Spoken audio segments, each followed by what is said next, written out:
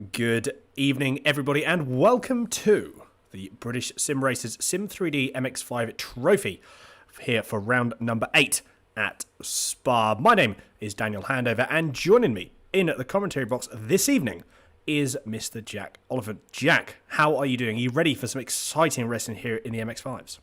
Ready as ever, yeah. The MX5's always treated me well, especially BSR. I don't think you can go to a track without expecting close racing, a bit of door-to-door action and bumper-to-bumper in some cases. But hopefully we keep it all nice and clean. And Spa is a fantastic place to jump in.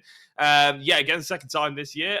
Draft assistance at the ready for all of these drivers. Should be exciting. It certainly will be. Ed is actually unable to join us today. He is feeling a little bit under the weather, so we do obviously wish him a very speedy recovery, and hopefully he will be back with us nice and soon and raring to go. But, Jack, we're both experienced with BSR. It's actually the first one I've actually taken a few weeks hiatus with because of several different things. It's good to be back. It's good to be back racing, watching some racing. It's good to be back commentating on what is a fantastic series. So, you know, realistically, I think Spa, as you mentioned there, it is a slipstream circuit. I was actually driving a little bit. I have been driving a bit of the MX5s, and the slipstream is actually it's a little bit bigger than I remember, and a track like Spa, which is, let's be honest, it's going to be about a 2-minute sort of 45-ish lap.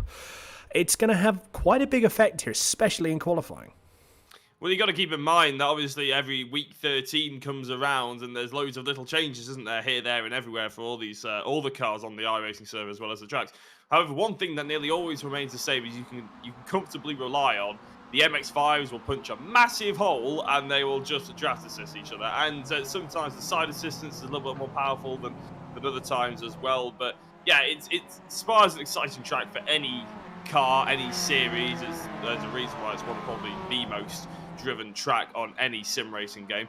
But it's certainly going to be poignant here, and I think a lot of the drivers will probably look forward to Spa when it comes around on the calendar. I know I do, and every single driver out there on the circuit will also know the circuit like the back of their hand, which is exactly what we want to see as well. So it comes down to driver's skill, but equally that sort of draft assistant means it opens up the doors for a couple of exciting reverse grids and obviously even qualifying maneuvers as well, because of course it's shared qualifying. It's not lone qualifying, unlike the Radical series we cover on ASR on Thursday nights. So there's every opportunity where timing is crucial and teamwork comes into the fray as well. It certainly does. Very, very true indeed. You know, there's a lot of different elements to drive in the MX5. Currently riding on your screen now is Jason Cooper, championship winner in the Pro Grand Prix for last season. A little bit of a lock-up there going down into Bruxelles before No Name. It's actually a corner. This track is very, very different here. It's very, very different here in this car compared to anything else, because normally you drive a GT3 car or a Formula car of some description, or something like an LMP2 car. You know, corners like Bruxelles and Pigott here, they're a bit more tricky to navigate through in a certain way, because simply you are just going fast. You're going almost twice the speed of these MX5s in certain places, and you've got the aero to compensate for as well. So the cars in this instance tend to be, you have to approach this track a bit differently, and the main thing you approach with any MX5 race that you do is all about momentum. You have to keep the momentum up. Now, some circuits we have seen, a track like Okayama, for example, or Tsuba, someone like that. It's a smaller track, doesn't have to be you don't have to worry about it too much. But a place like this, and a track like this, which is simply so long, momentum is so key, and arguably that is certainly going to lose or potentially gain people some places depending on how they can keep that momentum up going throughout this circuit. Yeah, I mean, it teaches you that sort of fundamentals of driving, doesn't it? That sort of minimum speed that you were talking about before. You've got to be able to keep that up. You don't have the engine to get away with it. You don't have the aero to get away with it or anything like that. So, yeah, it's going to be extremely exciting to see. And like you mentioned, this track is unique in the way that you have to drive it. That minimum speed means you are committed through every single corner, every single situation, as Nick Clemens is there, but he just ends up missing the first Apex match to get a second, obviously. And as you sort of cruise onto this right-hand side, you also can't ride the curbs as harshly as you might do in other cars, because you don't have the engine to pull you over the curb. So if you end up smashing the right-hand side of the car, and obviously you go onto 2 wheels, effectively you're on 1-wheel drive then, you don't get the power down, and you're on the power for so long here at Spa, that if you lose half a mile an hour coming out of La Source, it will be about 10 or 15 miles an hour come the end of the Campbell Straight. So you really need to be smooth and crucial, and that means any overtaking opportunities we have tonight, Dan, have to be concise and efficient as well, because equally, you go for a move and you don't make it, you can pretty much guarantee there's at least 5 cars in the train ready to take your position. Absolutely. That's actually one of the biggest things to consider when it comes to. We've only got 5 minutes and 45 seconds have gone. Now, bear in mind, we probably haven't actually got that many times on the board. There is your timing tower, and it's completely empty. So 5 minutes and 50 seconds have gone, and there's been no time set whatsoever. The times are going to come around now. Obviously, with this season as well, we have seen a little bit. There we go. So that's the first time. So Shane Pigott sets the first time out. Sean Campbell is only a few tenths behind.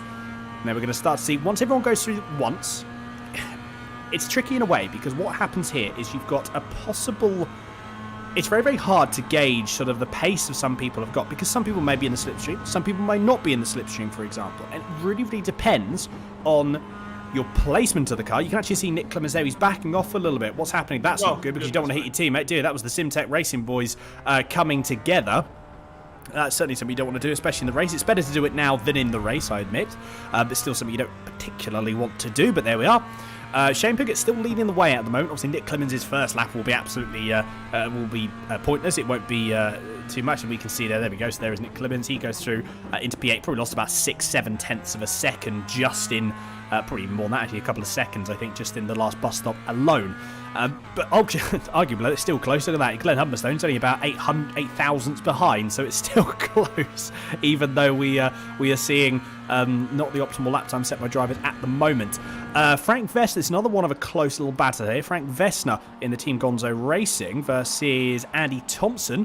That's only 200ths of a second, and then just a little bit further down from that, that is Adam Delmont. Again, only a tenth behind. So very, very close that we have seen. Shane Pigott, though, still leading the way. Lars Fischer has actually put in a couple of personal bests. So I wonder what's going to happen when he comes through in this, particularly goes through the last bus stop chicane, manages to get the track position sorted. So number 1075 for the most, but what can it be? And it is going to be P2. It was going to be originally P1, but Casper de Court saw to that. And the other 5-star motorsport car, you can see just there, just in front. I wonder if there's going to be some leapfrogging going on here, Jack.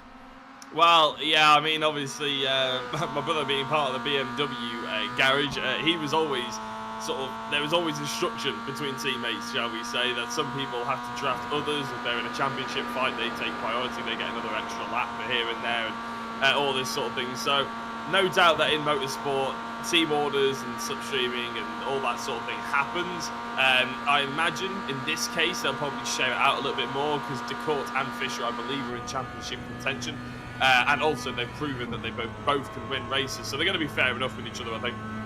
But realistically, the problem with Spa is you obviously have an outlap which takes about 3.5 minutes. The car does a good job of warming up on that outlap, but realistically, the car's probably not at optimal temperatures and optimal state until about half a lap after that. So you've done a lap and a half. On your first flying lap, your car just about warms up. And the reason why that is a bit of a problem, because normally that's fine, the reason that's a bit of a problem is because it takes so long to get around Spa, you don't have that many laps to actually put in a flying lap, do you? You only realistically get 3 flying laps here at Spa, whereas if you were Okayama, Brands Hatch Indy, Tsukuba, basically little go-kart tracks, and you might do 3 laps, then come in, and you're only halfway through the session, so you put some new tyres on, go back out there and do 3 more laps. So that what happened to Nicholas Clibbins before, it not only ruined his first flying lap, it'll probably have ruined his second flying lap, because he ruined his exit on the last corner, and all of a sudden that's 2 laps gone. He's only got time for 1 more, essentially. It's Tom Griffiths coming across the line in a nice little pocket of space here. Good enough to put him into P4, 4/10 of a second down on Shane Pigott for the moment. I'm sure that gap will close up, and obviously we haven't had everybody actually qualify and put in lap times yet.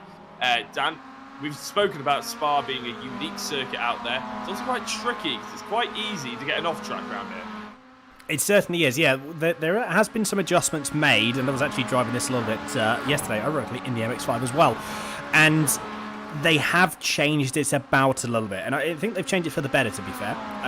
You know, you can take a little bit more curb going up Eau Rouge and Radion. You can take a little bit more curb here and there, so you can be a little bit more aggressive. You're still got to be careful. I think one of the trickiest ones, I remember, always used to be No Name.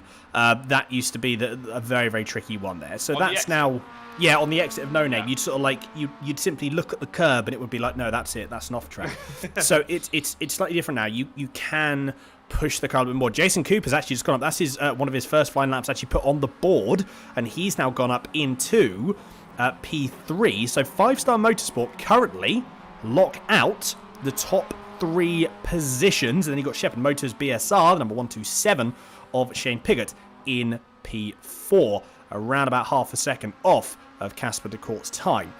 Again, does it represent 100% pace of these drivers? I don't think so, purely because, again, it's just the not luck of the draw, but more so where do you position your car. So there is some tactics in qualifying, absolutely. You've got Sean Campbell, you can see just behind, so this might be something, the lap that I'm sure he'll be wanting to push forward as much as he can. Texense Fitzy Athena number 10. Is Shane Pigott going to get out of the way? Yes, he does. So can Sean Campbell get the car stopped? He just about does, actually pretty much spot on there. Gets on the power, get nice control on the steering. This is going to be, is this going to be an outlap? I can't quite see. I can't imagine that this has been an outlap. I imagine it would just be pushing forward. Yeah, so Sean Campbell actually moves up another couple of positions. So he now takes the top, he's now currently running in 5th place. He's only got, what's that, 7 hundredths of a second now from Shane Pigott, who he was just behind. Although, there is Shane Pigott. So now, it's a complete role reversal. Now we've got Shane Pigott taking the draft off of Sean Campbell. Yeah, Shane Pigott actually worked that perfectly, didn't he, really? And look at the gap he's left, which is, in essence, perfect as well. You want about a second, between half a second and a second gap at the Campbell straight, and then as you go through Blanchimont, you really want to be slingshotting your opposition, just like Campbell did to Pigott. So, very much looking forward to seeing how that one works out. As Adam Delmont comes across the line, we expect to see him a little bit further up than 12th most of the time, and there we go, right on cue. He proves me right. He goes into 6th position. Neve goes into 13th as well, and a couple of other people coming into the pit, so maybe they just don't think there's any life left in the tyres. Maybe they think that's the best lap time they've done ever, so they want to just come in and enjoy and maybe watch it back. I'm not entirely sure, but I think if I was out there, Dan, I mean, I know you were probably racing this yesterday, and as you said, you've driven it a couple of times. For MX5s around Spa, I tend to just get out there and do as many laps as I'm physically allowed to put in, just because there's such a long track, so many opportunities to just maybe make up a 10th or 2 here and there, or if you lose a 10th or 2, you want to maybe correct it the next lap, and you don't get many opportunities, and qualifying is very important in the BSR. Yeah, certainly so. No, absolutely. You know, you've got to be, like I said, one mistake can cost you several positions. It's certainly something that, you know, making that small little mistake. Oh, what's happened there? I've just seen I'm going to interrupt myself here because Jason Cooper has gone up into P2 and Luke Cooper has actually now gone up into P4. So Jason Cooper and Lars Fisher have swapped positions, and Luke Cooper only one position separating between the 2 Coopers. So again, nice to see, nice and close. Harley Moss, actually, he has been promoted. Obviously, a few rounds ago, he was promoted from promoted from Am to Pro Am. He's currently in P3 over in the Pro Am category, but he's only having a quick look. We've got Sam Smith, Andy Thompson, then Harley Moss.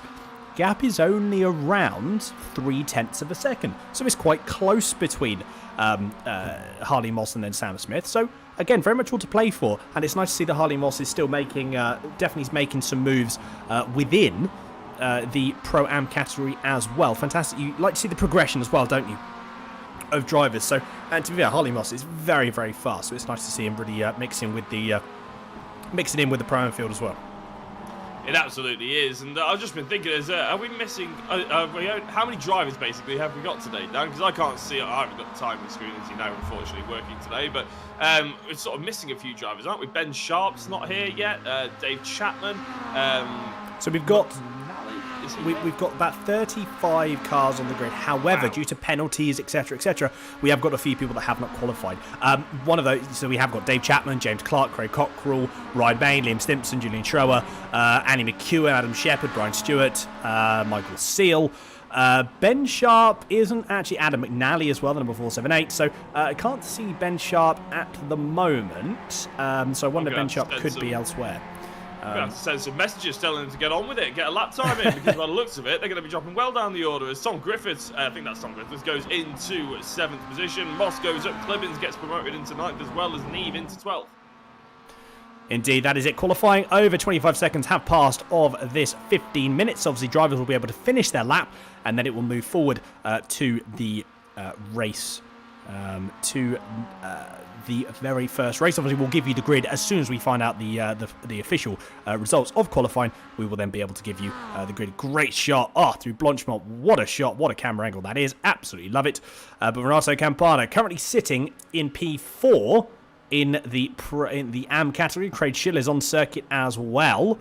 So it's battle between these two. Craig Schiller's gone through, and so is Renato Campana. He decides that his lap time is not going to be, he's not going to beat his previous lap time, so he now comes in the pits. Jason Cooper, Lars Fisher, Luke Cooper as well, all going down. I tell you what, Lars Fisher may jump Jason Cooper again, providing he's got the lap sorted. Does anyone improve from here? And you know what? I don't think they do. No. So, as it turns out, in fact, Jason Cooper's actually improved because his last lap was a 2:47.45. And you know what? I think that is actually going to be it for your qualifying. We're going to bring you the results in a few moments' time, and then we will get ready for race number 1. Very exciting stuff. I fear that, not that I don't fear, that's the wrong word. I feel that we are going to be seeing a lot of patience. Patience is going to be very, very key here, because what you should find is you should almost find that nothing really sort of happens until the start of the last lap, or maybe the last 2 laps. That's when everything should just all of a sudden kick off. Realistically, might not necessarily work like that, but if you're looking about it from a perspective on when people should go and when they should start battling for any position for that matter, it should really be the last couple of laps. I can't believe you just used the words BSR and patience without the words having none in the middle in the same sentence. It's quite incredible. Michael Seals just announced on the YouTube chat as well, apparently Ben Sharp is in Bahrain with the Porsches. And that's where he is. So it's all right for some, isn't it? I don't know why he hasn't. I mean, I'm sure they have in Bahrain. They've got a rig. Simulators. Yeah, I was going to say, what's wrong with just logging in and getting on? I don't see the problem with it myself. But equally, obviously, he has some kind of weird priorities, doesn't he? But anyway, yeah, so it should be a really good. And as you said, we've effectively, I would argue down here, have a reverse grid. We're about to bring you the results for qualifying. But I would argue we maybe have a reverse grid in sort of feeling about this first race as well. There's a lot of drivers who would you expect to be in the top 10 or fighting for top 10 who are well down there without a lap time on the board. Yeah, certainly so. Actually, it's a fair point. It's a fair point you raise. Because you've obviously got Annie McEwen, you've got Adam Shepherd, Michael Seal, Dave Chapman, James Clark, Craig Cockrell. You know, there are a lot of people there that we normally see really, really pushing and really mixing with the group of the field that, as you say, are starting at the back. So ultimately, yes, it is going to feel, as you say, to a certain extent, like a reverse grid. The results are taking a little bit longer to come through than they normally do, so we will bring those for you in a few moments. Eventually, we might actually skip straight to the grid for race number 1.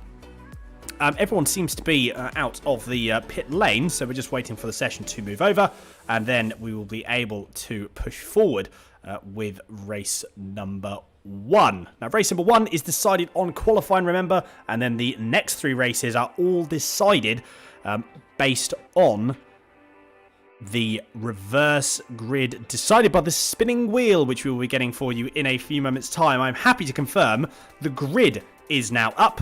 We're going to run through it now. Casper de Court is taking pole position with Jason Cooper in P2. Lars Fischer takes P3 with Luke Cooper in P4. Shane Pigott rounds out your top 5 as we're just going to reload it, and here we go. Shane Pigott 5, Sean Campbell in P6, Tom Griffiths 7th, Adam Delmont 8th, Nick Clemens in P9 with James Neve rounding out the top 10. Anna Mcnally takes P11 with James Clark in P12. Andy McEwen takes 13th in the Pro-Ams, Adam Shepherd 14th, and then Dave Chapman in P15. In the Pro-Am category, Sam Smith will be taking your pole position with Harley Moss in P2, Andy Thompson P3, Frank Vesner 4th, Duncan Cope in P5. We then have Ryan Main 6th, Michael Seal in 7th. And do you know what? I think we're going to have to quickly run through the remainder of the grid because it might be going to race and lights out very, very quickly indeed. The AM category sees Glenn Humberstone, Summer Robinson, Craig Schill and Renato Campana taking your P4. And then Ashley Simpson, as you can see, in P5. But that is it for the grid. Unfortunately, we have to skip straight to the action because it's probably not too far away from kicking off. Too hard to predict here, isn't it, Jack? Yeah, and again, like, it's not we don't have to apologise about jumping into the action of BSR, do we? It can be rushed, it can be long. We'll wait. Yeah, we're happy for it because of BSR MX5 at Spa. It just sends tingles down your spine, doesn't it, when you say it? It might be an overreaction, but I am certainly looking forward to it. Casper de Court and I think Cooper, they'll have a brilliant little battle at the start. It's really key that we have a clean start here as well. And I think everybody will know that. I've been covering BSR. Well, I was covering BSR for a year and a bit. And I only saw the racing get progressively cleaner from the start to the finish of when I was commentating. So fingers crossed, that's what we're going to see tonight. I'm sure we are going to see that, absolutely. Lights are just about to come on. In fact, here they come. 5 lights, then we're going to go green. Look at all the cars stretching back all the way down to bus stop. Who is going to get the jump? Here we go for race number 1. Casper de Court, Jason Cooper, Lars Fischer will get a pretty even start. It's a standing start here as well, as you can see. And obviously people trying to manage their gearboxes, especially we've got the sequential gearbox, so a little bit tricky in some cases. We've got straight away, Adam Delmont's actually going to have a bit of a look around the outside, possibly Nick Clibbons, but we are then also, I've just seen that Casper de Court and Jason Cooper have pushed away, but Shane Pigott versus Luke Cooper going to go down. It's going to be tricky because they're going to try and go possibly side by side up Eau Rouge and Radillon. No, they don't. So Shane Pigott has to concede that position for the moment, and he stays where he started in qualifying. Everyone seems to be pushing through up Eau Rouge for the first time. All relatively cleanly. It's starting to get a little bit dicey down the back there. Renato Campana is trying to push through. Glenn Humberstone has actually sailed away into the distance. He's definitely a fair few positions up for P number 3, which is actually now Craig Schill. So Craig Schill, Ryan Main, it's all starting to kick off. What's happening up the front of the field? I think Lars Fischer's had a bit of a moment. What's happened? Seems to be, we're going to get probably, if we can, get a replay of that a little bit further. Cooper's just had a moment as well. Oh, it's all started to go wrong for a couple of drivers, but for the most part, seems to be relatively clean. Bit of dicing back and forth here. Andy McEwen trying to make his way through. So is Adam Mcnally. So again, they're having a bit of a battle as well, because you've not only got to, obviously, based on your points finishing in your class, but obviously the points finishing happens throughout the entire... They're all fighting for positions. It doesn't work out class by class. Oh, bit of contact. Who was that? Duncan Cope just got in the wall. That was a big hit for Duncan Cope. Then Brian Stewart, Lars Fischer's at another moment. You can just see a few cars off in the distance. You saw a couple of cars go off at the edge of no name. Not 100% sure what's happened there. Casper de Court and Jason Cooper have actually swapped positions. So Jason Cooper is now leading. Shane Pigott is possibly going to lose a position to Sean Campbell. He's up into P4. So 3 positions gained for Sean Campbell. Fair play indeed. He is making moves as fast as he can. And he's up into P3. He's got 1.5 seconds of a gap now between himself and Casper de Court. And he's pulling away from Shane Pigott. Very, very good stuff there from Sean Campbell for the in the Texas Fitzy Athena car. So fantastic stuff indeed. As we now go down, Simon Robson still leading the way in the Pro-Am, in the Am category. Currently P12 overall. So very, very impressive display there for Simon Robson.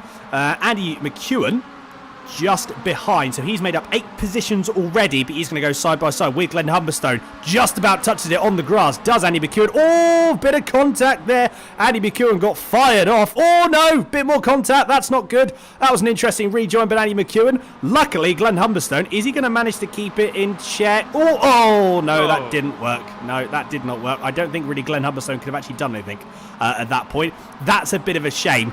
We've still got battling up and down the field, but that's something I'm sure the both drivers are going to be kicking themselves at that, because that is not what you want to do, especially after the first lap. 3 minutes have gone here already, and we've only just finished the first lap, Jack. Yeah, I think going back to that incident that we just seen, I think both contacts could have been avoided. I'm pretty sure. I don't know. You'd probably be able to tell me, to be honest, Dan. But when you're in an MX5, I think you do take Blanchimont flat. I don't think you need to run that far wide if you know that driver is coming up behind you. But hey ho, it's happened now. DeCourt and Cooper have swapped at the front of the field, but we're actually focusing on Schroeder against Cooper and Silkstone now. And this is the train effect that we were talking about before in qualifying. To be honest, you got Silkstone at the head of it, and I think he's going to be a bit of a sit and duck as Cooper and Schroeder now jet out into the left-hand side. He's going to make them go around the outside is Silkstone, a long way round, and as the trees block our view, they're going to go 3 wide into the end of the Campbell straight, but it's a huge move by Simpson to try and go up the inside. Really late on the brakes there. Is that by Cooper as well? Fantastic driving by both of them, but Silkstone really didn't have a chance at defending that. He got overtaken on the outside, he got overtaken on the inside. That is the draft effect for you. Might as well hit a curves button. Well, certainly so, and like I said, the MX5, the Campbell straight here for a car that you're normally going in, GT3 and an LMP2, it's a long straight, but not overly long. In an MX5 here, it just feels like it takes an eternity to get through. So Ashley Simpson, again, fair play, can't argue with the move. Silkstone, he did what he needed to do. He didn't defend too hard. He defended about as aggressively as he should have done. He can just get that position back, I'm sure, in a couple of positions later when he's got another opportunity. Julian Schroeder and Liam Silkstone, speaking of which, still a bit of a battle here. Is Julian Schroeder going to try and make the pass? He's now on the inside, going through, down into the final quarter. And you know what, the move's already done. Julian Schroeder up another position, so he takes the move. Andy McEwen and Adam Mitchinson. So Andy McEwen's actually just got past Adam Mitchinson. In fact, Jason Cooper and Casper DeCourt are once again swapping positions up ahead. Do you know what this has done, though? Look at this. Sean Campbell, he was 1.5 seconds back, if you remember. He is now only a second behind. Less than a second, in fact. You've got battling up ahead between Jason Cooper and Casper DeCourt. You've got a 3-way battle here between Shane Pigott, Alan Delmont, and Nick Clibbins getting involved. Tom Griffiths is just there as well. He's leading this tiny little pack at the moment, but it's certainly going to increase. How close do these drivers want to get? There is nothing in between them. Second lap gone. 5 minutes and 37 seconds of this race have passed, which means we're going to get around about 6 laps. For this race here. This is the train starting to form, and in fact, I reckon, and I don't quote me on this, but if the battles continue to happen as they are, I almost think that the top 10 are going to start concertinaing up, and this could very well be a 10-wave battle for the lead. Yeah, it just certainly looks like it could happen, couldn't it? But the problem is, as soon as one person tries to overtake the other, they'll start to separate again. But you can obviously see Campbell is right on the back of Cooper and DeCourt. There is going to be a change for the race lead. I can feel it here. DeCourt and Cooper might well work together a little bit, but Campbell's not got the memo. Campbell's going around the outside. He's already going to get into second place just about now. There he is ahead of DeCourt. Now Cooper, what's he going to do? Is he going to fend off the outside? Is he going to sacrifice the inside? Is there going to be contact? Will DeCourt come out of this on top? Well, Cooper still holds the race lead. Campbell in second place, DeCourt in third, and it's quite good that the 5-star teammates just separated and then allowed Campbell back in, because otherwise there could have been a massive incident coming our way. Griffiths in fourth, Pigott, then Delmont, and we're actually focusing on Delmont now. He's got Pigott up ahead of him. Then it's a 6/10 gap. We've seen 6/10 of a second just dissipate within about 3 corners and half a straight here at Spa already. The bigger gap is between Clibbins and Smith, so the top 10 have been separated, but that's mainly because Smith and Moss have started battling. I would argue, Dan, about your theory half a lap ago, we were already seeing a top 8 fight for the race lead. We certainly are, yes. Very, very true indeed. Michael Seal, his car is pitching in a very awkward way. I'm not totally sure what's happened here. Is he missing a tyre? Well, he's got a flat tyre or some suspension damage or something. That has not gone well. We actually have another replay of this is Craig Cockrell. This is around. Oh dear, that's given him some suspension damage or something, I would imagine. Yes, look, you can actually see the brake has now been welded. The brake it's basically just pushed the suspension and broken it all. So not ideal there for Craig Cockrell. That would be the end of his race. That was a few moments ago. Whoa!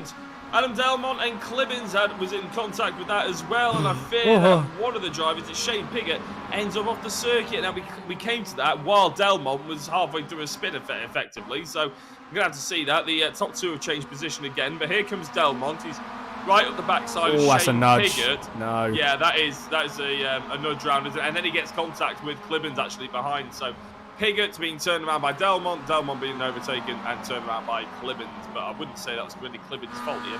Anywhere to go. And if he lifts off there, he is a sitting duck. I guarantee he'd be about 15th place by now if he lifted off coming through that corner. So here's Ryan Main, as we're focusing on another Excite car, Adam Mcnally, just getting all over the backside of him as Main runs a little bit wide. Still gets the power down nice and early though. He's going to have the run.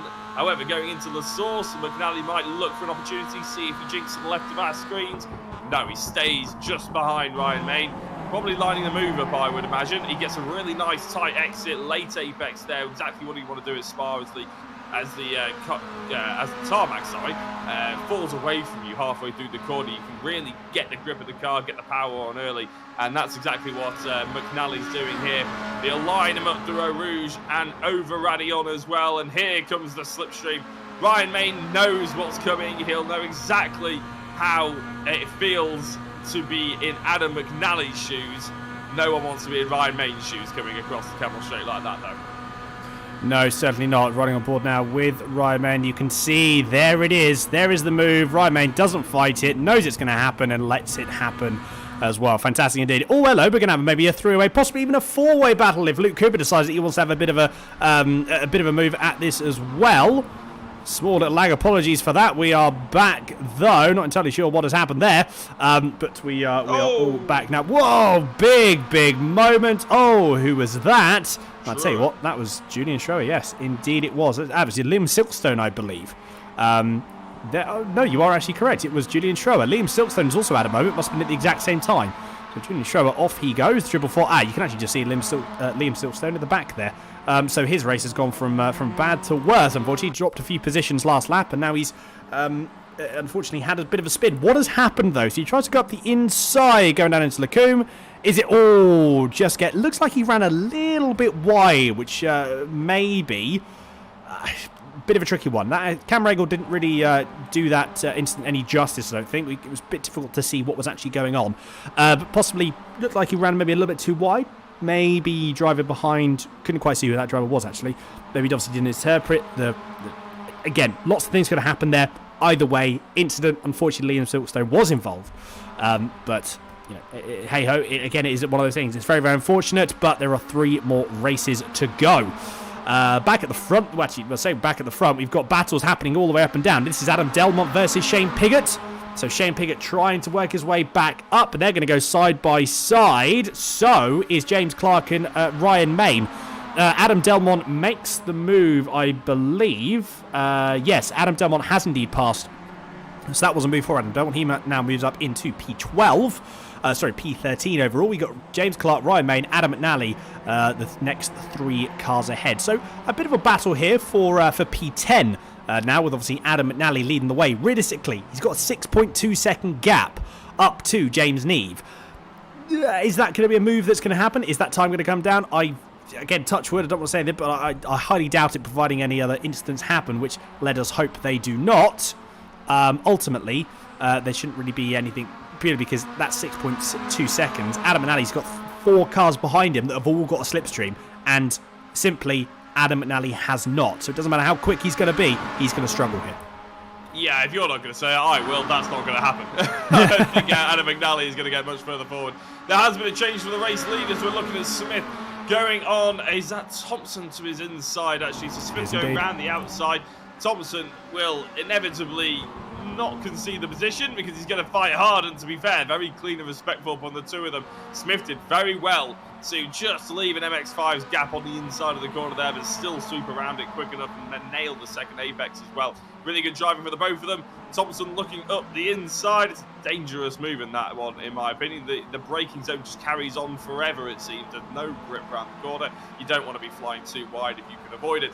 Cooper in the race lead from Pigott and Campbell still. There were changes. I'm guessing they were going to go 3 wide, but actually came out the same way they went into the corner. So there was once a 10-car race for the lead, shall we say. Then there was an 8-car. Now there's only 4. And all of a sudden, you see Nick Clibbins in a world of his own, effectively. Then a fight for 6th place between Moss, Smith, Thompson, and Neve. And then a fight for 10th between Clark, McNally, Delmont, and Pigott, which we were focusing on slightly before. There is Nicholas Clibbins, hoping and just praying that he can hold on to the back of these 3 drivers when these 4 drivers even, when they inevitably start trying to overtake each other in probably about a lap's time. 13.5 minutes on the board. They probably got about 30 seconds until they cross the finish line. So we will be on the penultimate lap of the race, if my calculations are correct. Where here goes Adam McNally. Is his calculations correct? Or is the rear end going to let go of him? Or is he going to get encouraged to spin round, shall we say? Comes off, and in fact, that's just a very good move by Adam McNally. That was indeed a very, very good move. What has happened here? Oh, James Clark seems to have a bit of a run. He's lost a few positions, so Adam McNally and Adam Delmont has got past. James Clark, he's actually lost another position to James Pigott. Ryan Main is the next person. Is he going to try and get him also? Instead, no, because side by side between Shane Pigott and James Clark going through Blanchimont, Swift Cooper versus BSR. Who is going to come out on top? I think it's going to be Shane Pigott. He has got the inside. And yes, that is a move done and dusted. Do you know what? Don't count.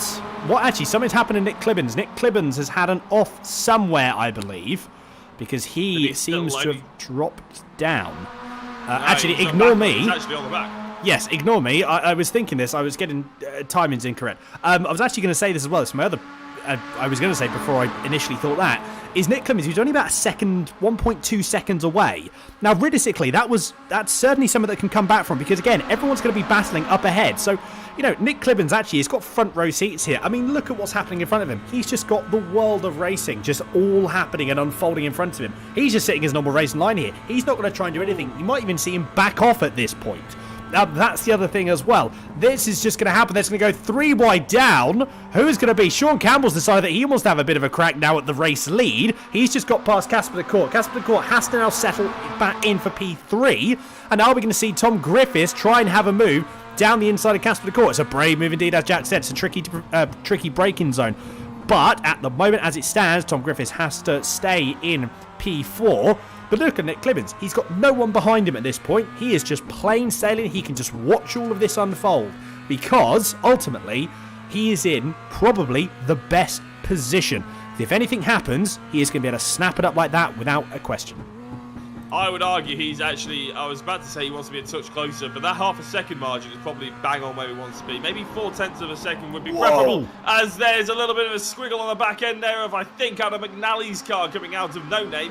Not sure what happened to him, or whether he just got it slightly wrong, because he may have hit the inside curb a little bit hard. We do know that upsets these MX5s. It upsets pretty much every car that you race around here. But I don't know if he's going to really lose out the position here, because Clark's going to have to do something almighty to pull around the outside here, and he doesn't through the chicane. So the fight for top 10 carries on, but the fight for first place, it's heating up as well. But this wins the last lap of the race after all. It certainly is. This is the last lap. Who is going to come out? I tell you what, Nick Clibbins might just be a little bit too far behind, but Sean Campbell is going to try and go on the outside, going through into Blanchimont. It's Sean Campbell versus Jason Cooper. Oh, Sean Campbell goes wide. Tokyo drift style going through. It's going to be 3 wide now, going down into the second chicane. Jason Cooper, if he can manage this, he has just got this in the bag. Sean Campbell tries to stick it up the inside. This is the battle we're going to watch. There's 3 wide. Oh, bit of contact. No, someone's got around. Who was that? Was that Casper de Court? I couldn't quite see. It was Griffiths. Oh, so Griffiths manages to, unfortunately, lose out on the position. That Jason Cooper takes the race win. Casper de Court is back into P2. Sean Campbell is in 3rd. Oh, it is all kicking off, but it's kicking off a little bit further down as well. That was very close between Harley Hoss and James Neve. And we've still got more battles happening a bit further down as well. Drag race over the line, but Adam Delmont manages to stay ahead just. We've actually got more battling going down here. This is between, someone's gone off wide. Who was that? That was Adam Mitchinson. He's not gonna, they've all gone wide. Everyone's gone wide. Make up their own track. Oh no, bit of a spin there. It's all gone wrong at the end. And Julian Schroer, unfortunately, has a bit of a tangle with Mark Oliver, I believe. So that has now put Mark Oliver down into P20. And Julian Schroer manages to come across the line in P19. Certainly something that no driver wanted to happen there. I think that 3 cars don't fit into the bus stop, as we can see there. Yeah, it's not advised to go 3 wide, isn't it? But on the last lap, you sort of ditch all desperation. You want to get as high up as possible, don't you? But keep in mind that they may get a reverse grid, so actually doing that might have cost them a reverse grid pole potentially. But you never know, do you? Maybe, obviously, the higher up you get, the more opportunity you get at getting sort of higher up in the reverse grid, if that makes sense. It's a bit odd way around saying it, but it's still there. Vesna to come across the line, he's 22nd. Stewart will be 23rd as well. Bit of no man's land for these drivers. Obviously, we have got a fair few drivers who ended up retiring or in the pits as well, and which is something we never like to see, Dan, but I think something is slightly inevitable, isn't it, sometimes around the likes of Spa and MX5s. It's just, I mean, we saw right at the start, it's very exciting, it's very on the edge of your seat, and then sometimes it can be disastrous. But we've got the spinning wheel and 3 more races to try and make up for it.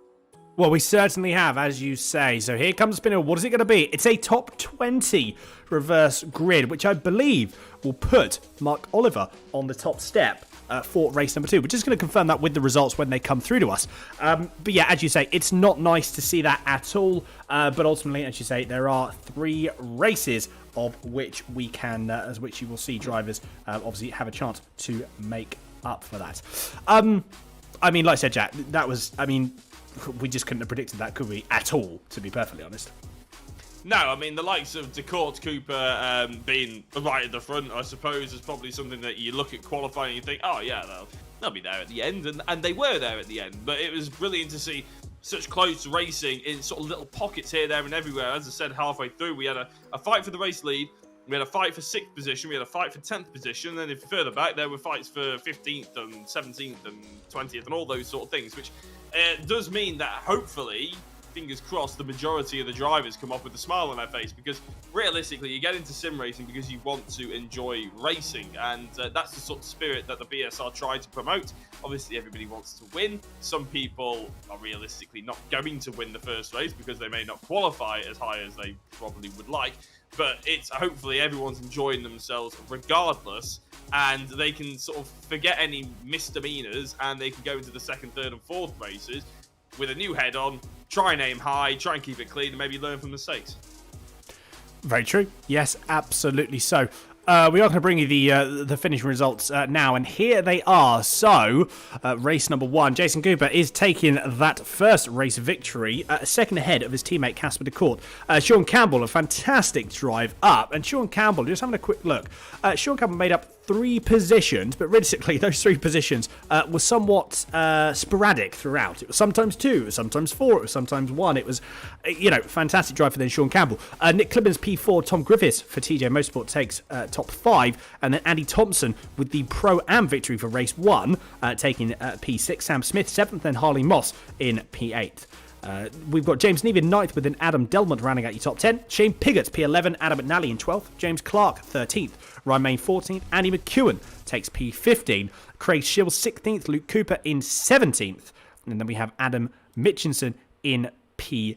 A little bit further down the order, Julian Schroer taking P19. Liam Stokestone in 20th. Mark Oliver, 21st, Frank Vesna in 22nd, Ashley Simpson in P23, Douglas Stewart in P24, Renato Campana finishing a lap down in P25, and then Brian Stewart, Simon Robson, Liam Stimson. Then we've got a lot of drivers here, unfortunately finishing not able to make it past the first lap by the look. Simon Robson, Liam Stimson, Craig Cockrell, Duncan Cope, Lars Fisher, Michael Seal, Glenn Humberstone, Adam Shepherd, and Dave Chapman taking the final positions. But it is going to be P20, so it's Liam Simpson that is going to be taking the race number 2 pole position. As we go through the finishing results, we are going to have a short break while we get the next round and we get the next race all sorted for you. Again, fantastic racing that we did see. Couple, I think, now everyone's given an opportunity. Everyone's sort of settled down a little bit here. And I think now that everyone's settled down, they've got their eye in. So I feel that now, sort of moving forward, Jack, we're going to see, I think people have sussed each other out now a little bit going down into this first round. So ultimately, we should see some equally, obviously, amazing racing in race 2. But arguably, might even see some even more racing in race 2. Yeah, exactly. I think it's important to note when you jump onto the sim, it's a bit different than if you're in real life racing, where the whole weekend's dedicated to that race. If you're in the sim, you might be putting the kids to bed, you might be getting tea for yourself, you might be just getting in from work, you might be doing a thousand other things, and you just jump on the sim, and all of a sudden you've got to switch your race head on. It's not that easy. It's not always that easy anyway. Some of the best drivers can obviously just switch it on, but sometimes it takes a race. It takes 15 minutes, and hopefully everybody will be a bit more in the zone, a bit more composed, and we'll have an enjoyable race too. Indeed, we will. But like I said, we are going to take a few moments break. We'll be back for race number 2 of the BSR SIM3D MX5 trophy. Big thank you again to SIM3D and Go for the Gap for sponsoring this series. Again, fantastic to have them both on board. And again, we do urge you to check both of those websites out for all your sim racing needs in terms of rumble kits for Sim3D. And if you want some amazing graphic artwork design regarding all things sim racing and all things motorsport, then do make sure you do head to Go for the Gap. Fantastic prints. I'm actually looking to get a few myself, possibly for Christmas, as a present to myself, because why not? Round 8, race number 2 is not too far away. So make sure you stick around. We'll be back very, very soon.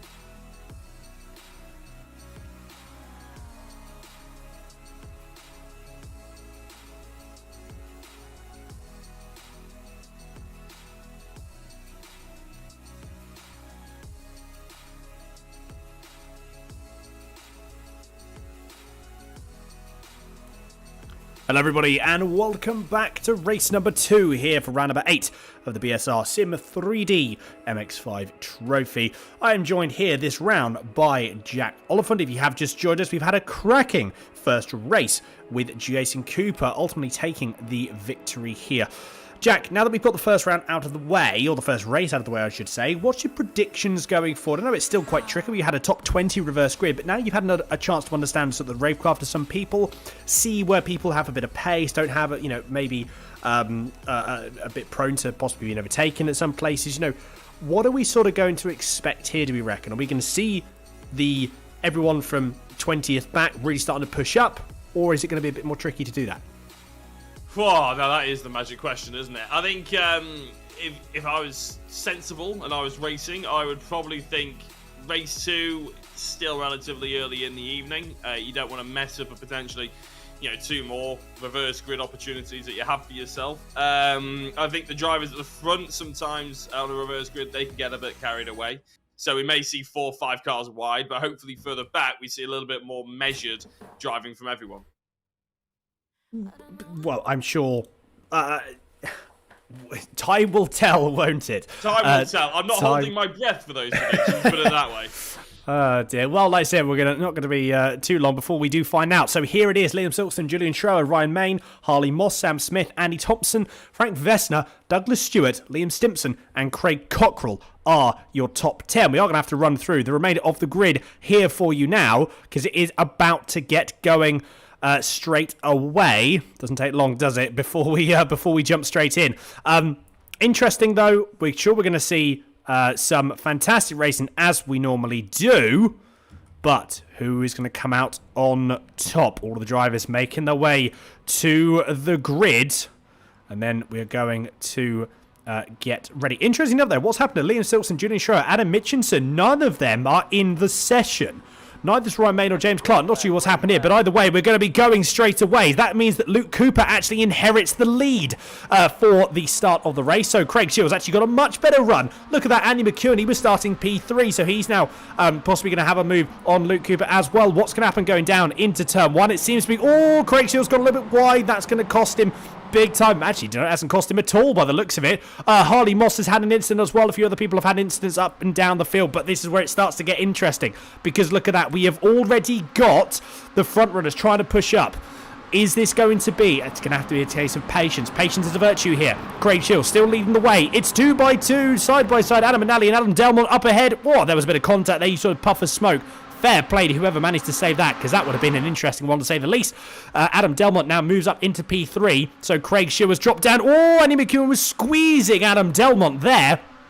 But it is going to be 3 wide down straight away, going through into Lacombe for the first time. Who's going to come on top? It is Andy McEwen. So Andy McEwen leads the way going through after the first main battle that we have seen. Whoa, big sideways smoke there from Andy McEwen. Obviously heard me over the radio. Sorry about that, Andy. But he's now dropped possibly one position. He certainly dropped one position to Adam Delmont. He might drop another one, but decides against it, though. He's going to hold off. Luke Cooper does go a little bit wide, but manages to keep it all in control. A little bit further back, though, James Neve, Tom Griffiths, they're going to go side by side down into No Name for the first time. Manage to then slot back into a single file. So Tom Griffiths keeping and heading the way up there. A little bit further down the field, though, we've got Lars Fisher, Craig Cockrell. What's happened here? Craig Cockrell's had a big moment. That's him off into on the exit of No Name. That has cost him big time here. He's still made up some positions, but unfortunately, he's going to be riding now with a damaged car for the remainder of the race. Equally, though, Craig Shield was actually, after a spin that he had, he has now moved back up. He's just got past James Clark. So all kicking off up and down the field. Liam Simpson versus Lars Fisher. They're having a bit of a side-by-side battle straight away. And who's going to come out on top? And I believe it is Liam Simpson that has made the move on Lars Fisher. Yes, that is done and dusted. But then we just, once again, that we normally see, we just have this massive train here of cars. Well, I say it was a train. It's now actually, it's gone right down because it's all sort of kicked off again. Who was that? I think it was Andy Thompson that's gone off a bit. So is Luke Cooper. He went off as well.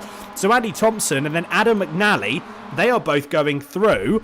And, arguably, Well, actually, do you know what? I really don't know. It's so hard to discard. I'm not really sure what's going to happen. So Adam Mcnally, either way, he's going to try and make the move up the inside on Andy Thompson. Is there going to be? No, Thompson decides to hold the inside, naturally, as you would do. There was a bit of a lunge there. I thought that was going to happen, possibly from Casper de Court then, but no, decides against it. There is a bit of a move, actually, between Casper de Court and Luke Cooper, so they're having a battle. You can just see there, after the first lap has gone through, they're still side by side. Casper de Court didn't have quite the run I assumed he would have done. Tom Griffiths, after his unfortunate last lap bit of contact, he's trying to make his way through. He's made up 9 positions, but Casper de Court has made up 13. Jason Cooper's made up 11.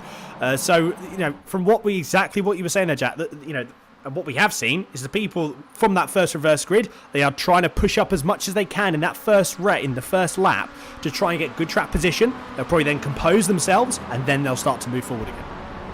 Yeah, and I imagine what we'll now see is a bit of a repetition from race 1, where the front 2 who have pulled away slightly will be pulled back in for the rest of the field, and then they'll start fighting and gaps will appear here, there and everywhere. Hopefully it all keeps the speed as we like though. Here is the battle for the top 20 between Campana, Cockerell, Vestner, Humberstone, Cope. Everybody is sort of getting in on the mix here, and there's not a massive gap between Seal and Humberstone. It's probably big enough to think that might not close up too much.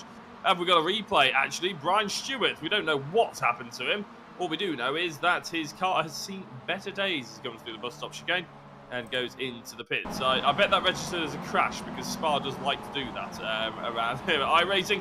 Harley Moss goes spinning round, and actually we saw there why Brian has a little bit of contact and a little bit of damage. I'd say a little bit of damage. He's got a completely ruined front end. But we didn't really see who the other driver was involved with that. Unfortunately, I don't have my sheet in front of me in terms of my timing tower, so I can't quite read out whose numbers is whose. However, we'll just bypass that for now because we'll focus on the race lead battle, which is pretty much encompassing everyone down to, Michael Seal in 18? I think at the moment you're not far off. Yeah, the gaps are ebbing and flowing, but ultimately there's no gap less than a second up to Michael Seal. Yes, absolutely. So P18. So arguably, if these drivers all essentially just sort of concertina up, then that could certainly be a case here.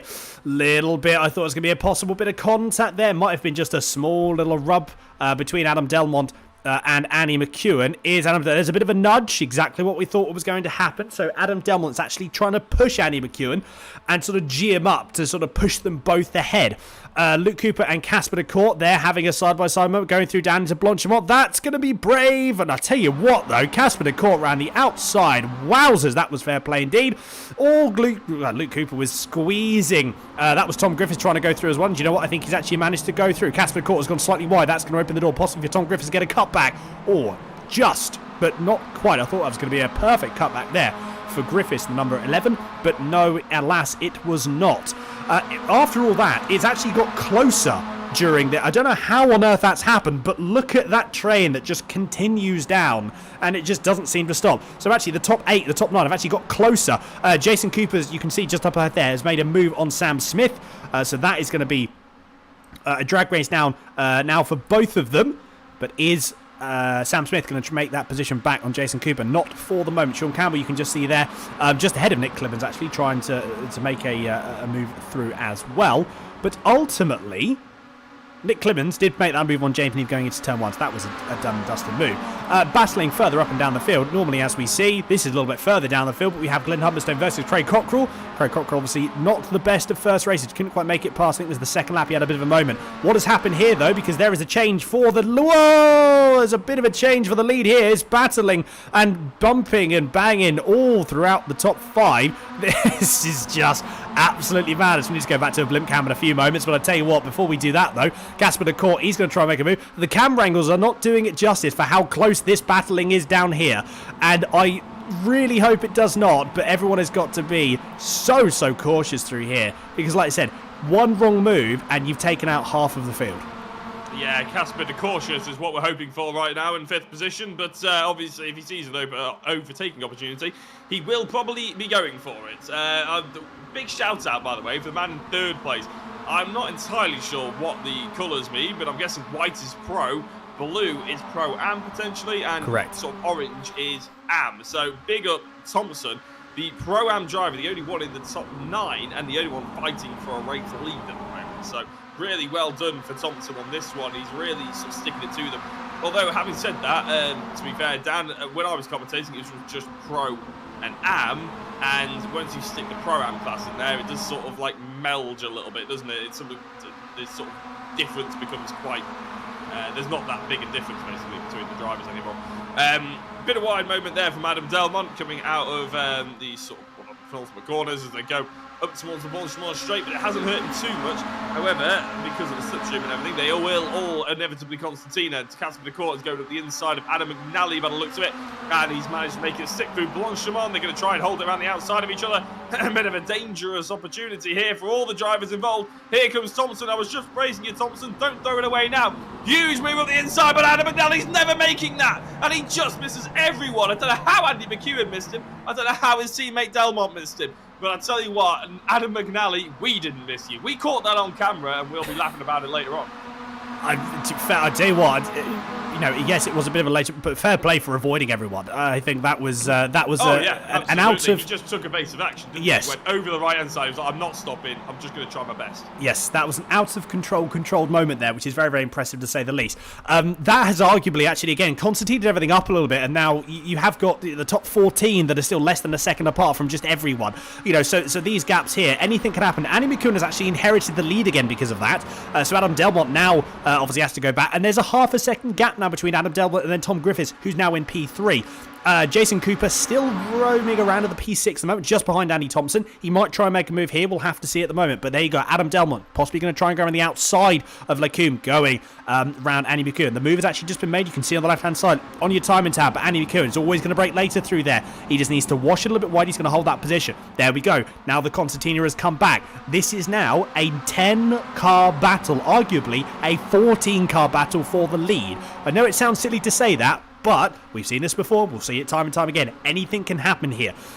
It really just depends on how aggressive people are going to be and how much it Constantina's up and continues to do so.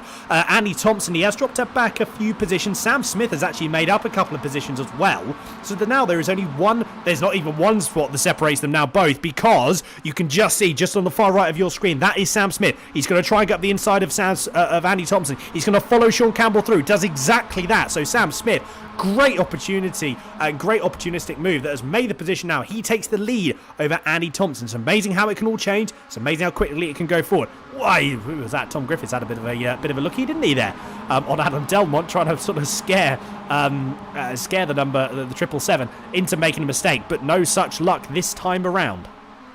Yeah, Delmont and McEwen were going side by side through the chicane there, as we're looking at Mcnally trying to make his moves through the order now, maybe fight back to try and maybe get onto the back of this race leading battle. But the problem is, if they do this, then they're going to slow each other down, as Mcnally runs a little bit wide there as Robinson slots himself up the inside. Simpson's interested in this as well, and why wouldn't you be?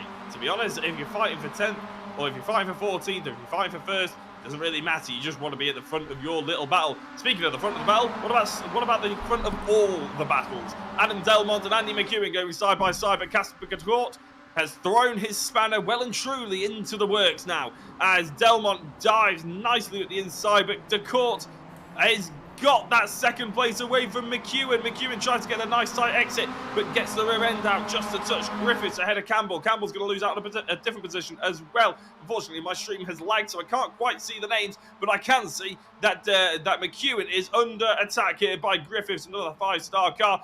Griffiths with a really late break. That's not going to get you the move done and dusted through La Source, but it will get you a half-decent run as you're on the throttle slightly earlier up Eau Rouge and Radion. So McEwen going from race leader to holding on to a podium spot. And that is how quickly Spa can make things change. Adam Delmont has got about half a second gap. That's going to disappear. I guarantee you it will not be a half a second gap by the end of this lap. We will be on the penultimate lap of the race as well, by the way, because we're nearly hitting 12 minutes. There it is, as McEwen defends from Griffiths. And what are we looking at back here? This is Douglas Stewart having a bit of a moment. Not entirely sure what has happened here. I'll tell you what, we're actually going to look at that back in a minute. All that was just a bit of a lunge on the number 3. We're now going to go back to the race lead. Apologies for going that at not the opportunistic time. I thought that was going to give me the incident a little bit quicker than that. But ultimately, Casper de Court has just made the move on Adam Delmont. So you say exactly that half a second gap. It wasn't half a second for much.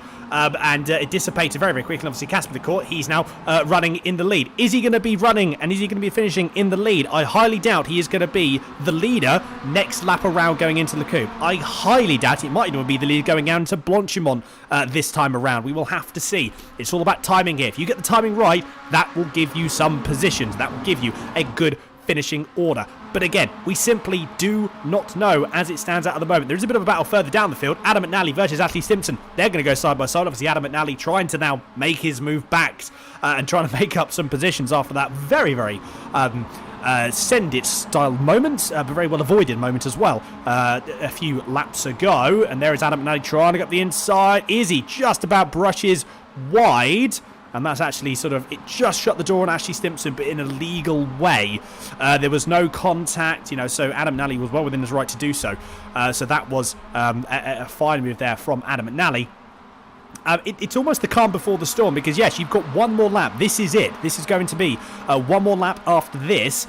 And it's just the calm before the storm now, especially with what's happening up ahead. Because again, arguably, you got the top 11. Now the top 11 here, any one of these people could win. Genuinely, anyone.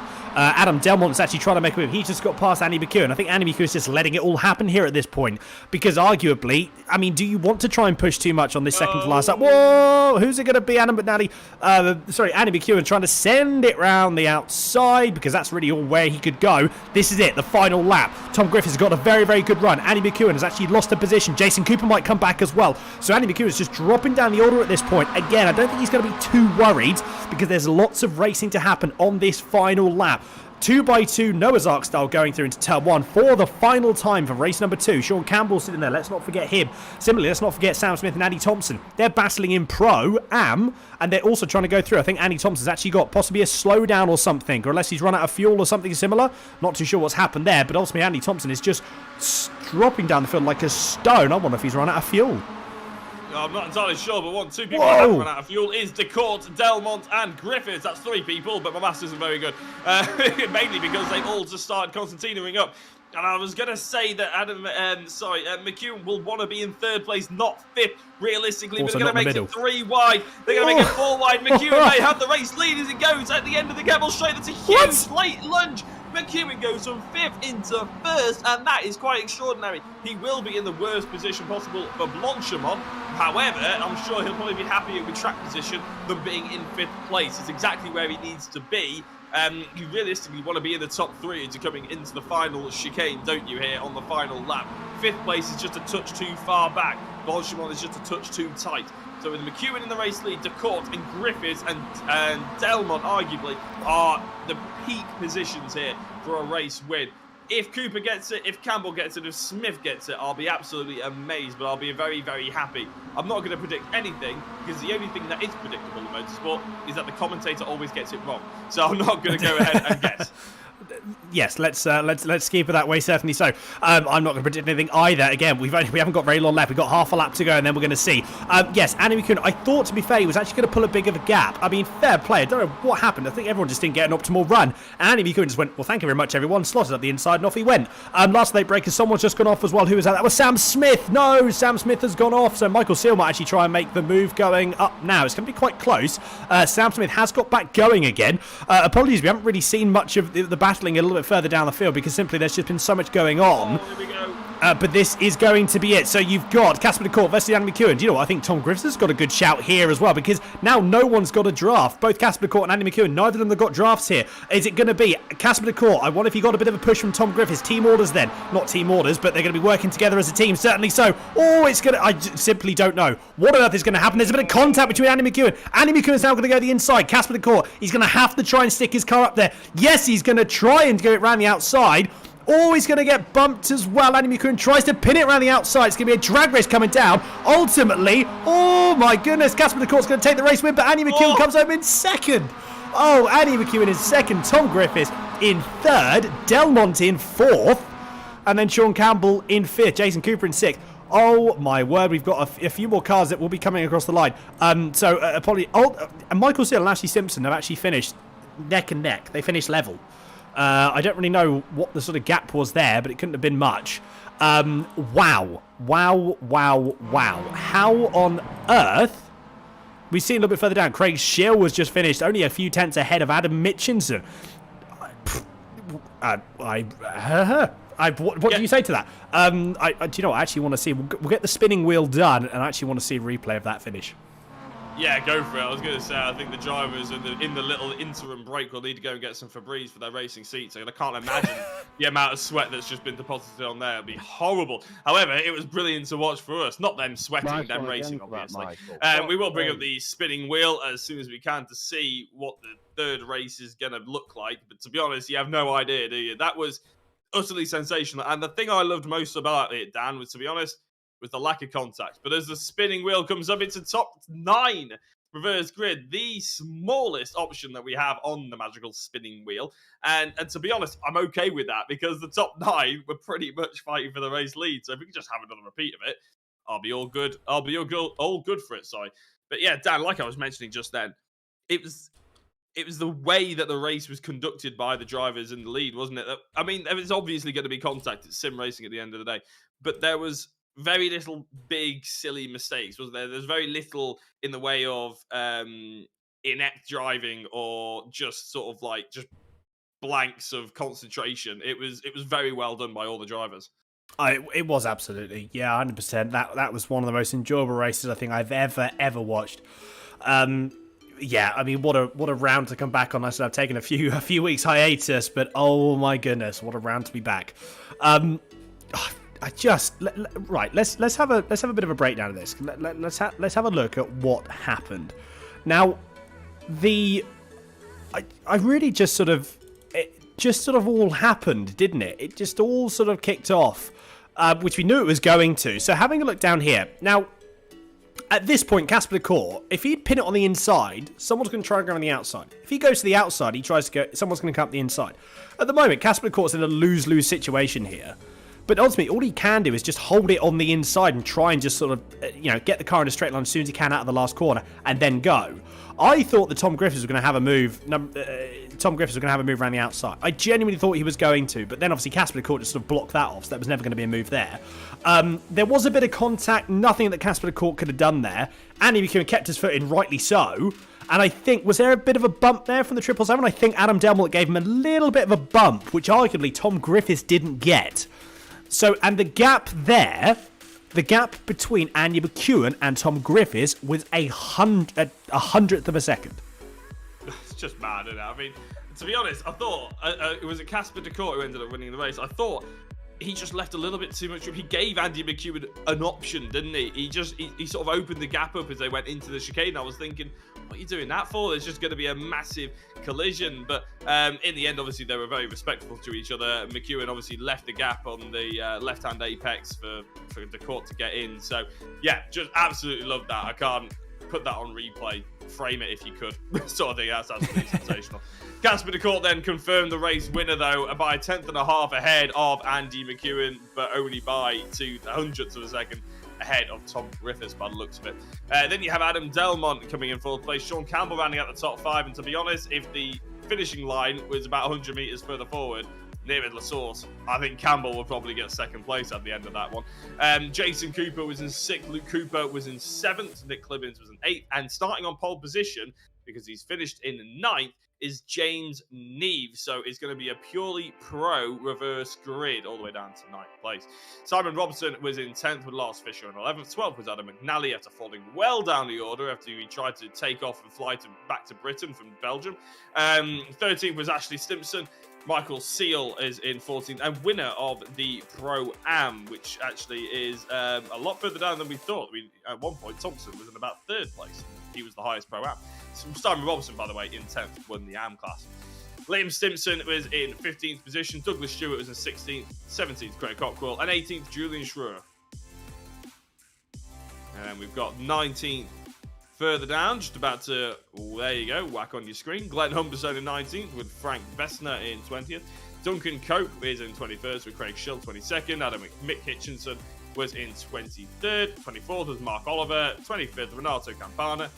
26th, Harley Moss. Sam Smith in 27th. And Pigott, pardon me, in 28th.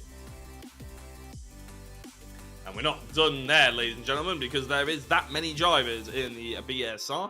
29th was James Clark, and then that is all she wrote in terms of the drivers who finished on the last lap. You had Andy Thompson, who was the driver who was in 3rd place at one point.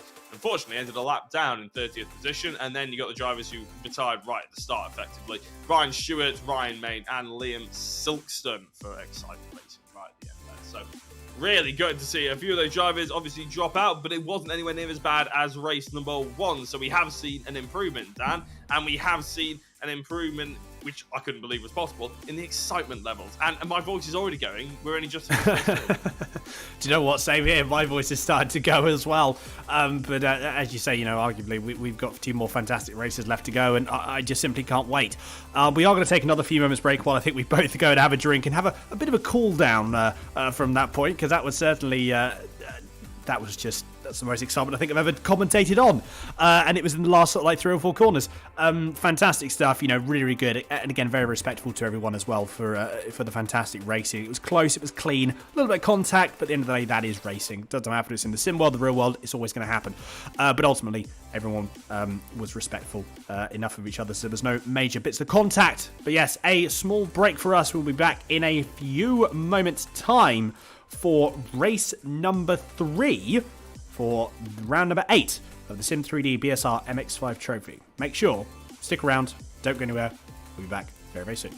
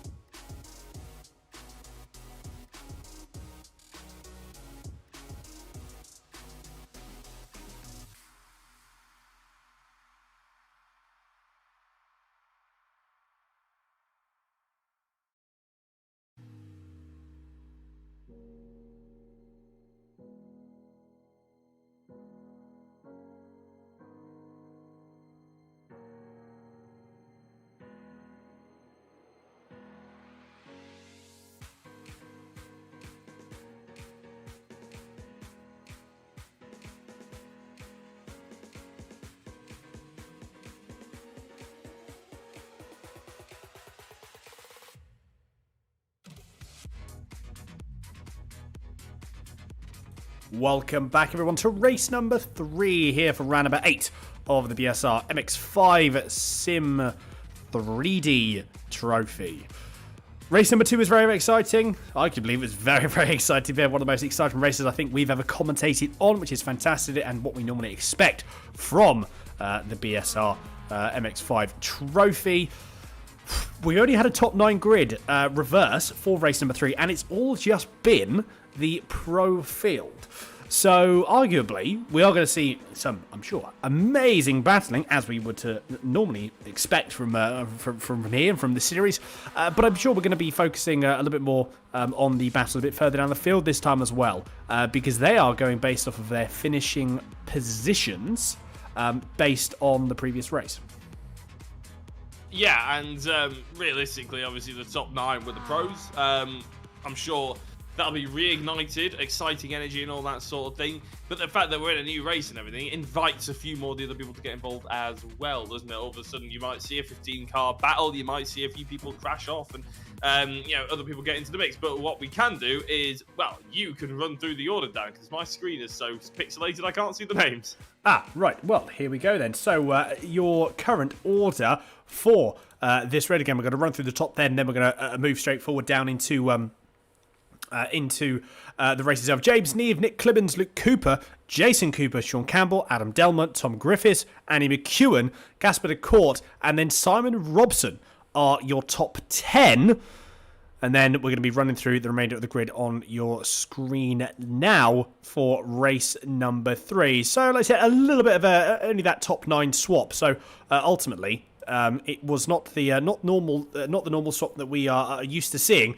But ultimately, it's going to be exciting nevertheless. We have got the lights just about to come on now. A few more seconds. In fact, here they are. Who is going to get the jump? Who is going to get the run? Let's find out as we go racing for race number 3 here. Pretty even start. The front, even Stevens up ahead. Luke Cooper's actually got he's got a slight edge, possibly, on Luke Cooper. No, he hasn't, because Luke Cooper tries to go up the inside of Nick Clemens. Yes, he has done and dusted. That's a move already there for Luke Cooper. So he's moved up to 1 position into P2. Very, very early move, exactly what he would have wanted to do. Casper de Court has gone off. What has happened to Casper de Court? That was it. That's it. Move done. What has happened there? Let's see if we can get a replay of that a little bit further after the first few laps have settled. Frank Vestner's trying to get up the inside as well. I think he's actually just made a move on Glenn Humberston. Yes, he has indeed. He's made a move on Glenn Humberstone going up. Sean Campbell, you can just see someone's gone off there. Who was that? That was Brian Stewart. So he's gone off going up Radion. So that has cost him big there on this first lap. And again, further moving up the field as well. Jason Cooper's going to try to go the inside. They're going to go 3 wide, 2 by 2 as well as they go through Lacombe for the first time. And it's going to be James Neve that is now taking the lead. Luke Cooper's now dropped down into P4. And he's side by side now with Tom Griffiths. Again, my goodness, it's just a sea of cars. It's very, very hard to see. This is one of the only camera angles where you can actually see what's going on. Tom Griffiths, that was a bit of a nudge. That was a slightly aggressive little move there. And I wonder, has he got damage because of that? Oh, I think his engine's gone. Tom Griffith's engine has just gone. It's blown. Oh, my goodness. There must have... I reckon he downshifted too early then. That must have been it, because you can still actually blip the throttle down. If you blip the throttle when you're changing down in this Glenn Humberstone's had a spin. If you blip the throttle down when you're changing down, even with a sequential gearbox, it will let you have the gear. I wonder if that's possibly a little bit too early on the down change, and that has caused an engine to go pop. It hasn't gone pop quite yet, because he is still going. But ultimately, it is only a matter of time. As we go a bit further downfield, Lars Fisher making a move. Adam McNally making a move on Lars Fisher. And that is a move done and dusted. There was no qualms about that. So move straight up. Adam McNally has already made up 4 positions since the start of this first lap. Near enough, last quarter of this first lap to go. Again, the gaps are nice and close. They've sort of, it's spread out a little bit. We've seen the gaps, and we will see the gaps continue to ebb and flow. Ultimately, though, Jason Cooper, again, is now leading the way. He's got 2.5 seconds up to James Neve, but obviously James Neve, I'm sure, will be pulling that gap down a little bit. So obviously he started in pole position, bear in mind. So he's only lost a position as it stands at the moment. And if anything, I probably wouldn't try and make any more moves as it stands. Lars Fisher trying to make a move back on Adam McNally, but nothing as of yet. A little bit further up the field, we've got Adam Delmont that's going to try and go forward and try and go around the outside. Constantine is up there between everyone in front. Sean Campbell, Nick Clemens, Luke Cooper and James Neve really concertinaing up, and actually arguably I thought it was going to cost and you know what, it has actually, it's cost Andy McEwen a position, because Adam Delmont's gone, thank you very much, he's got up the inside, so he's now lost a position. And he might lose another position to Adam McNally. Is he going to make a last move at the inside? There goes Adam McNally. Has a bit of a look, decides against it. A little bit late on that change of direction back onto the racing line. Actually, you could see it just pivoted the car round. It just upset the balance. So that has cost him a few tenths of a second there. So not ideal. Something that he ideally won't want. But ultimately, he's still got enough time up to simply just catch up to the back. Because obviously that slipstream works around about the 1.2, 1.3 second mark there, Jack. It does indeed, and we can actually fight further back here. This is John McCutcheon all the way down in just outside the top 20. Trying to maybe claw back within that top 20 a little bit. Obviously, we try and focus on the front, we try and focus on the back. The 2 Coopers right at the front of the field at the moment. There has been a change for the race lead. There may be a change for 20th position, 22nd, position. In fact, there has been. So, I think that's close overtaking a McCutcheon. And there we go, they move nice and easily done. Is this the battle for the race lead? Is this Luke Cooper about to go through? In fact, I think it is, Dan. It was indeed, yes. It was a replay. Luke Cooper going up the inside of James Neve. And you know what? James Neve has actually lost another position to Sean Campbell. Let's have a look at this. This was going forward. Sean Campbell, brave move going into Bruxelles on lap 2. That was brave. Manages to get it done. Fair play indeed for Sean Campbell. Wow. Very, very good stuff. I like that a lot. As we now go back to live racing action here. And we now have, as it stands, your top 5. Jason Cooper, Luke Cooper, Sean Campbell, James Neve, and now Adam Delmont. Actually, it was Nick Clibbens, but it's now Adam Delmont because he's gone up the inside of Nick Clibbens and got that move. I think Nick Clibbens obviously did go a little bit wide. That cost him a little bit of time there. Gaps have extended a little bit. So between Sean Campbell and Luke Cooper, the gap has now come down. It's gone up, sorry, to around... between Sean Campbell and James Neve, the gap has come around to about 9/10 of a second. Now it's going to come up a bit more here because Adam Delmont is being pressured heavily there by, trying to think who that was. Was that James Neve? He was overtaking James Neve there. Yeah, it was a really good move actually by Delmont to go up the inside. And Neve, this is exactly, I think we were talking about this in qualifying, Dan. You get overtaken by one car, you get put offline, all of them will fly past you. Yes. And I think James Neve has lost about 5 positions and it's not done now. I think Michael Seal is very interested in this. Even Simpson will be. Clibbens and Delmont going side by side into the final chicane. Good amount of space left by both those drivers on the apexes of both apexes. Here comes Andy McEwen hoping to get a good drive off the corner. He's going to be on the outside of the source. This has opened a big gap up, 1.3 seconds between themselves and Campbell. If they have any hope in holding on to the top 3, they need to work together slightly. Is that going to happen? Probably not. Well, it's certainly not, because look at that. You've now just got Andy McEwen and Adam Delmont. They're still going to go side by side. Arguably, I think it's going to be Andy McEwen. He's managed to drive on the outside going through La Source. Fair play indeed, and I think he is going to get the move done. Yes, he is. So that gap, it's now 1.5 seconds. But ultimately, though, look at the front. What's happening here? Luke Cooper and Sean Campbell. Sean Campbell's definitely giving Luke Cooper a little bit of a bump there, isn't he? Giving him, there you go, you can see there's another nudge there as well. So arguably, is Jason Cooper going to get a bit of a nudge as well? Yes, he is. So they're all pushing each other along here. Sean Campbell has just gone, no, he's had enough of that, and he's going to try and go on the outside. Oh, I thought Jason Cooper's going to squeeze him more than he did there. But a bit of tries to go one way. Sean Campbell then tries to go the other. Tries to go for a final cutback. Is it going to work, though? He's already made that position. Already made it with going to Bruxelles once. Is he going to try and do it again? Last the late breakers? No, he's not this time around. So, arguably, the gap has come down. It's now 0.8 of a second again, 0.9 of a second. So, you know, even that little bit of a battle there, it's just brought that time down absolutely massively. And then just a few cars behind, Nick Clibbens, Lars Fisher, they're still going side by side. Is it going to be Lars Fisher cut back? Michael Seal is trying to make a move through as well, currently in the Pro-Am field. Douglas Stewart and then Craig Cockrell are P2 and P3. Ashley Simpson, though, P10 overall. P10 overall, and currently leading the AM category. And Simon Robson only a couple of cars behind, but ultimately that's going to be a battle we're going to have to keep an eye out for most definitely.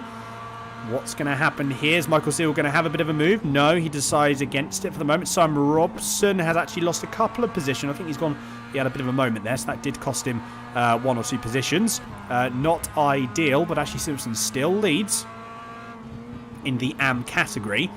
So Michael Seal just biding his time here. Do you know what? I think actually he's doing the sensible thing. And hopefully Nick Clibbens and Lars Fisher will be as well.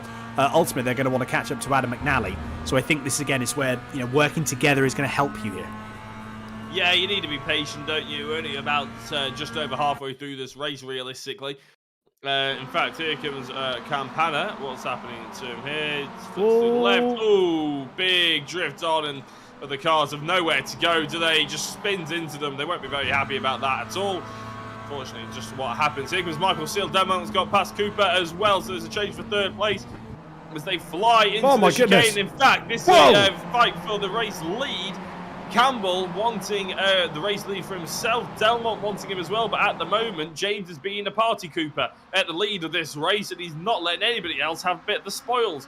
No party bags for them at the moment, but here comes Delmont up the inside. No, too far back. The camera angle had me off a little bit, but as Delmont dives into the source on the inside, Campbell really carries a lot of momentum through the outside. And then you've got the other Cooper, Luke Cooper, and Andy McEwen, and I think that's Adam McNally as well, all lining themselves up. However, McNally is actually going for a move on McEwen. Oh, that's brave. It is brave. Is it ambitious? It's very ambitious. And is it the wisest thing to do? Probably not. It would have been better just diving in behind those two, so they would really have a better opportunity. I pretty much guarantee you, Dan, if they had not fought through Eau Rouge, they would be fighting for a race lead position right now. But as it stands, it's a four-way battle between Campbell, Cooper, Delmont and Cooper. As Mcnally, here goes Cooper defending his position. Campbell is still stuck in second place. And I think that's Delmont and the other Cooper getting in on it as well. Here comes McEwen around the outside. This could be quite sensational, but I don't think it's going to stick as they go towards a long diving right-hander. You're on the brakes for what feels like an eternity, and he has done it. McEwen has done it into fourth position, and now he's going to hunt down Delmont, and McNally's going to pass Cooper. Great move there for Andy McEwen. Realistically, I think Luke Cooper and Adam McNally actually cost each other a little bit of time because Adam McNally tried to go up the inside of Luke Cooper going into Bruxelles. Ultimately, never going to work though. But Andy McEwen, fair play, pinned it around the outside, kept his foot in, off he went. Great stuff indeed. Absolutely fantastic. A little bit further down the field, again, we've got some great battles going on. Sam Robson, Douglas Stewart, Ashley Simpson, then James Neve. This is the next sort of battle from 10th down to around about 15th. As you can see there is the number 7 of James Neve leading this train here. He's got a 3.2 second gap. Is that going to come down? It might be a little bit tricky to come down, but you never know. Anything can happen. So Craig Cockrell is at the moment a bit of... He's stuck between, from pillar to post here because he's got Sam Robson ahead, which he wants to overtake. He's then actually got James Clark behind. But obviously, Simon Robson is his teammate in a separate class. So when do you start to push? When do you not push? Do you let them by? It's just lots of things going on and lots of things to think about. So when is the move going to happen? If the move is going to happen at all? And then we've got a little bit further down the field. We will come back to that in a few moments. Ultimately, though, we've got a little bit further up now. We've got Adam McNally versus Lars Fisher. Oh, that's brave going through Blanchemont. They both go wide, and I think they're both going to come on. Adam McNally manages to keep it all in check, though. Adam Delmont, though, is going to try and go. There's 3 wide going through down into that's going to be very, very brave. Ultimately, though, Jason Cooper still maintained his lead, but Andy McEwen has gone, thank you very much, round the outside. Sean Campbell now drops to P4. So Andy McEwen is just positioned his car absolutely perfectly. And I'm trying to think, has Luke Cooper got a bit of a slowdown? No, he has not. He's just trying to pull out the slipstream, I believe. Andy McEwen, is he going to try for P2? He wants to give it a go, doesn't he? Is he going to get a bit of a cutback? It's going to be close. You know what? I think he might have actually got a bit of a run here. And looking at the timer tower, he has indeed. So Andy McEwen, oh, this is going to be brave. We've seen this happen once with Adam McNally. Is it going to happen the same again with Andy McEwen? He's going to give it a go. He is going to give it a go. They're going to go side by side down up Eau Rouge and then through Radion. Oh, Andy McEwen is on a mission today. He absolutely is. And I tell you what, he won't have the best run through Radion. However, it will be good enough to challenge for a race lead, but so will Campbell and so will Delmont. They'll be going 3 or 4 wide, and there you go. McEwen actually has jumped Cooper on the timing tower at the front end of the field, and they are going 3 wide nearly. McEwen's on the inside. Campbell's trying to take the race lead. I mentioned Campbell before. He's gone from 3rd to 1st, so McEwen did it through Eau Rouge and Radion, but Campbell did it up the Campbell straights. Cooper trying to fly around the outside. There's not going to be enough room there. In fact, he just comes off the throttle early enough to let McEwen come back in again down into the diving right-hander. You got to keep hold of the pedal. You got to be really patient, ready to get on the accelerator as quickly as you can, and that's Cooper gone round. Nobody else has really collected it, but all of a sudden there's a huge gap between Campbell and McEwen as they thunder past the Vodafone strip. It's going to be Campbell in the race lead, and then McEwen, who can't look up the inside through Pouon. Oh, I'll tell you what, Delmont, Fisher, Clibbins and Cooper and McNally will all close up, and Michael Seal as well, I imagine. They'll all come up, close up through Blanchemont. But at the moment, the top 2 have just got that touch of breathing room they probably appreciate. They can, in fact, probably attack each other without worrying too much that the 3rd place driver is going to come storming through both of them. So if they're going to attack each other, now is probably the time to set up a final lap battle. Craig Cockrell, Stewart, Simpson, Pigott and Clark all in amongst it for the top 10 fight here. And again, this is just as intense as anything we see at the front of the field. And I think that's Simpson going a little bit wide. No, in fact, it was Stewart, going wide. And that's allowed Cockrell to go back through.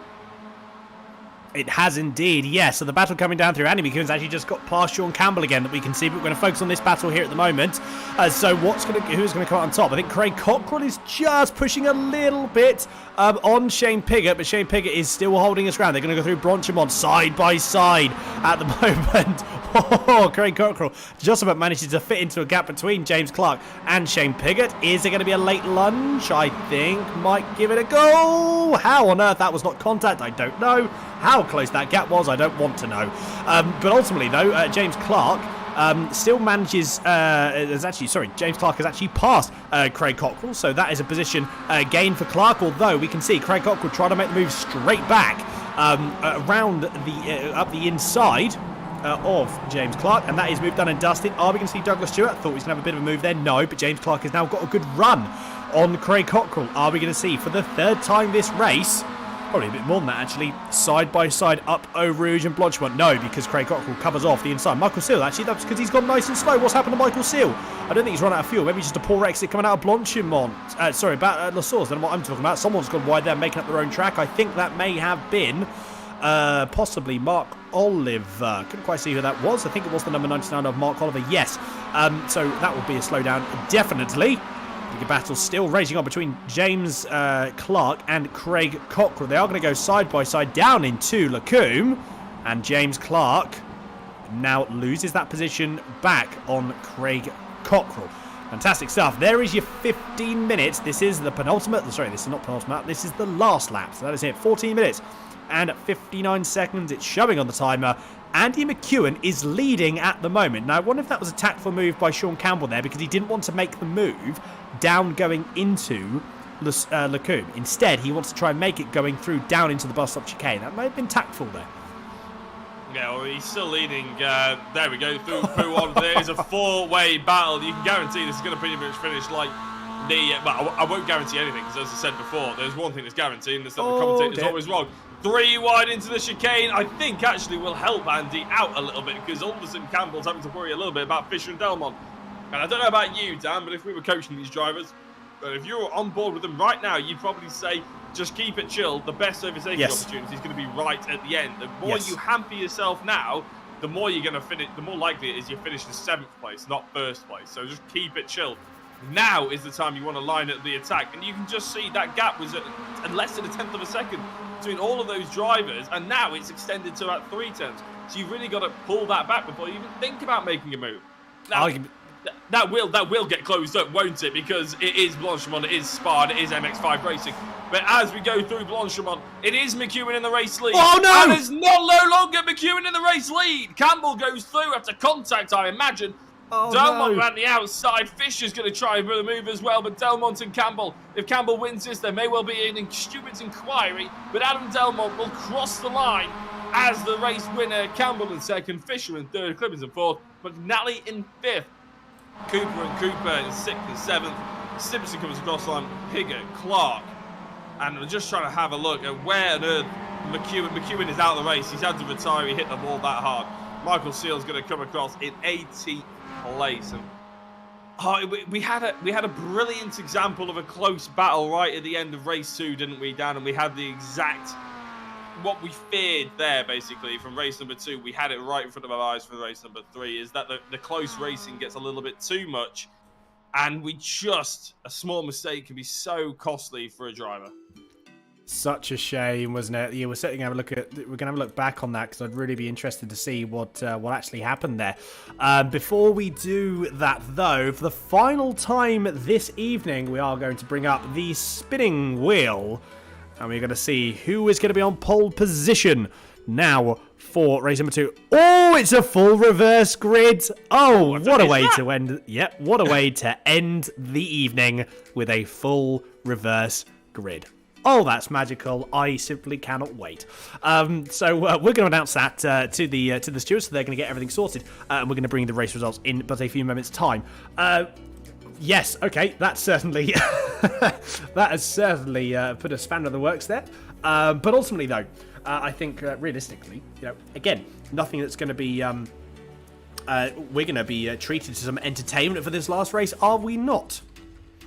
Yeah, I mean, we should be. If the second, well, if all the races have been anything to go by, it's going to be fireworks. And to be honest, the 4th race is probably the only race you can justify not being patient, isn't it? Because realistically, if you're in 5th and, you can't think about the reverse grid, you can't think, oh, it might be a top 9 reverse grid, like it's not worth sort of sitting here, I don't want to finish in 20th and be out the reverse grid running and all this sort of thing. It's like, it is what it is now. It's, you go for it. So it's quite often the most exciting is quite often the messiest, as well, as we're starting to try and find what exactly happened. It's really difficult to see. Oh, And Sean there is Campbell. contact. There is between Campbell and McEwen. I don't know. It's one of them.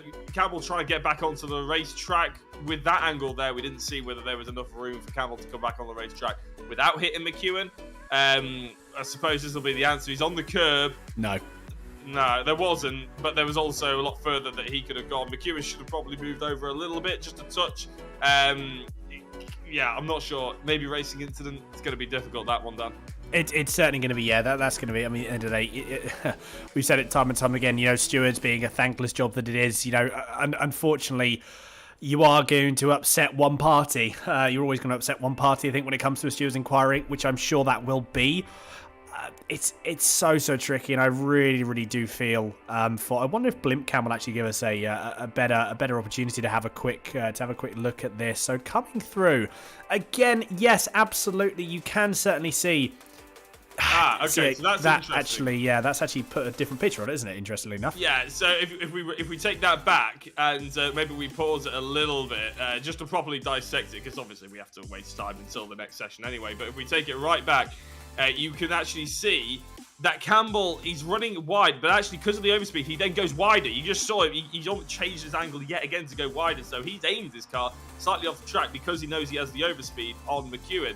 Now, what I would say there is potentially, if I had my slight steward's head on, is the fact if Campbell knows how much pace he has and there's nowhere to go, unfortunately, you just sort of have to sometimes take your foot off the power. Now, otherwise, you are going to cause a crash potentially. Or, equally, there's a lot of space on the right-hand side of McEwen then. Make it very obvious that he needs to come back across. It's very difficult, but it's one of them. I'd probably say that he maybe needed a lift slightly. Otherwise, that was always inevitably going to happen. Anyway, Adam Delmont takes the confirmed race victory. I don't think there's anybody going to be disputing that one. He wasn't involved in it. Sean Campbell, second place on the road, shall we say. Steward's inquiry potentially to come. Lars Fisher in third with Nick Clibbins in fourth. Adam McNally in fifth. Luke Cooper in sixth. Seventh was Jason Cooper with Ashley Simpson in eighth place. Shane Pigott in ninth with James Clark in 10th. Craig Cockrell rounds out the top 11, but also takes the Pro-Am victory. And I keep forgetting it, but Ashley Simpson took the Am victory. He was in 8th overall. Simon Robson in 12th with Mark Oliver in 13th. James Nee 14th with Harley Moss in 15th. Top 16 was in Ryan Main. Michael Seal was 17th. Frank Vesner was in 18th position. Then you got 19th is Adam McHutchinson. I think I said John McHutchinson before. Apologies about that, but it's Adam Mitchinson. Apologies, McHutchinson is a driver in the Radical Series that I commentate on a Thursday night. Glenn Humberstone in 20th place with Brian Stewart in 21st.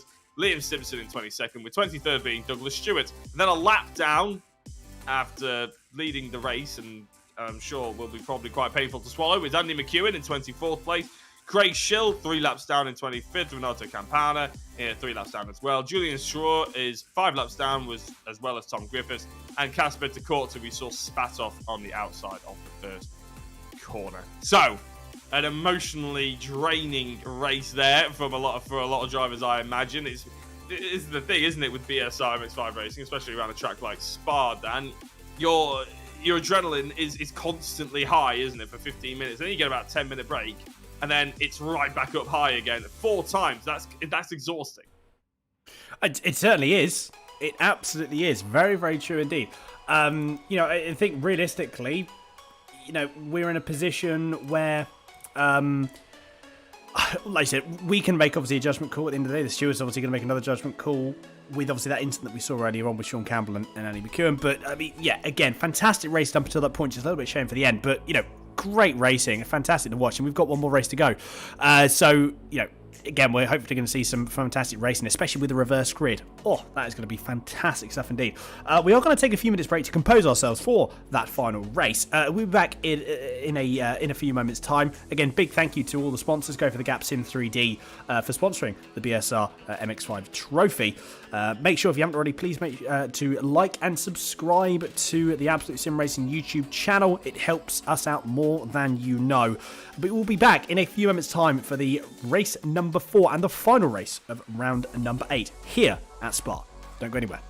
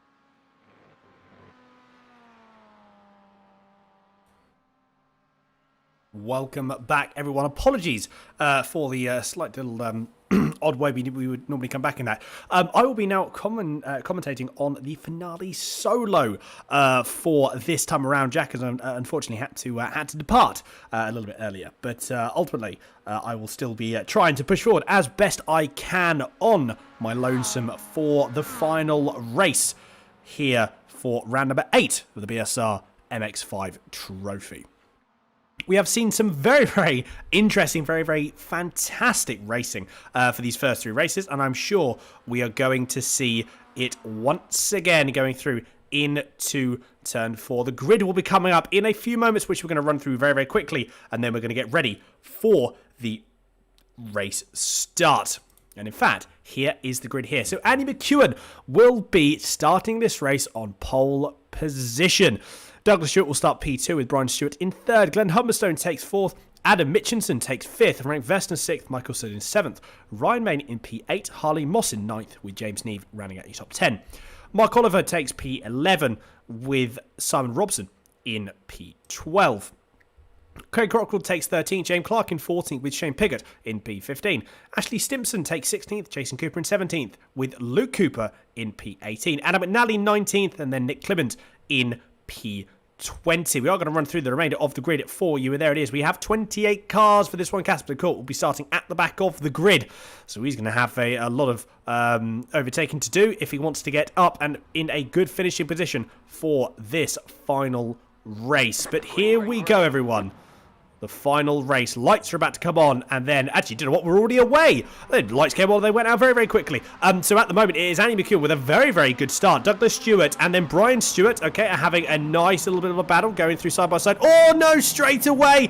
Andy McEwen once again have been sent around. Brian Stewart, that's not going to be something that he would have wanted to do straight away. That is going to be damage on the front of his car almost immediately.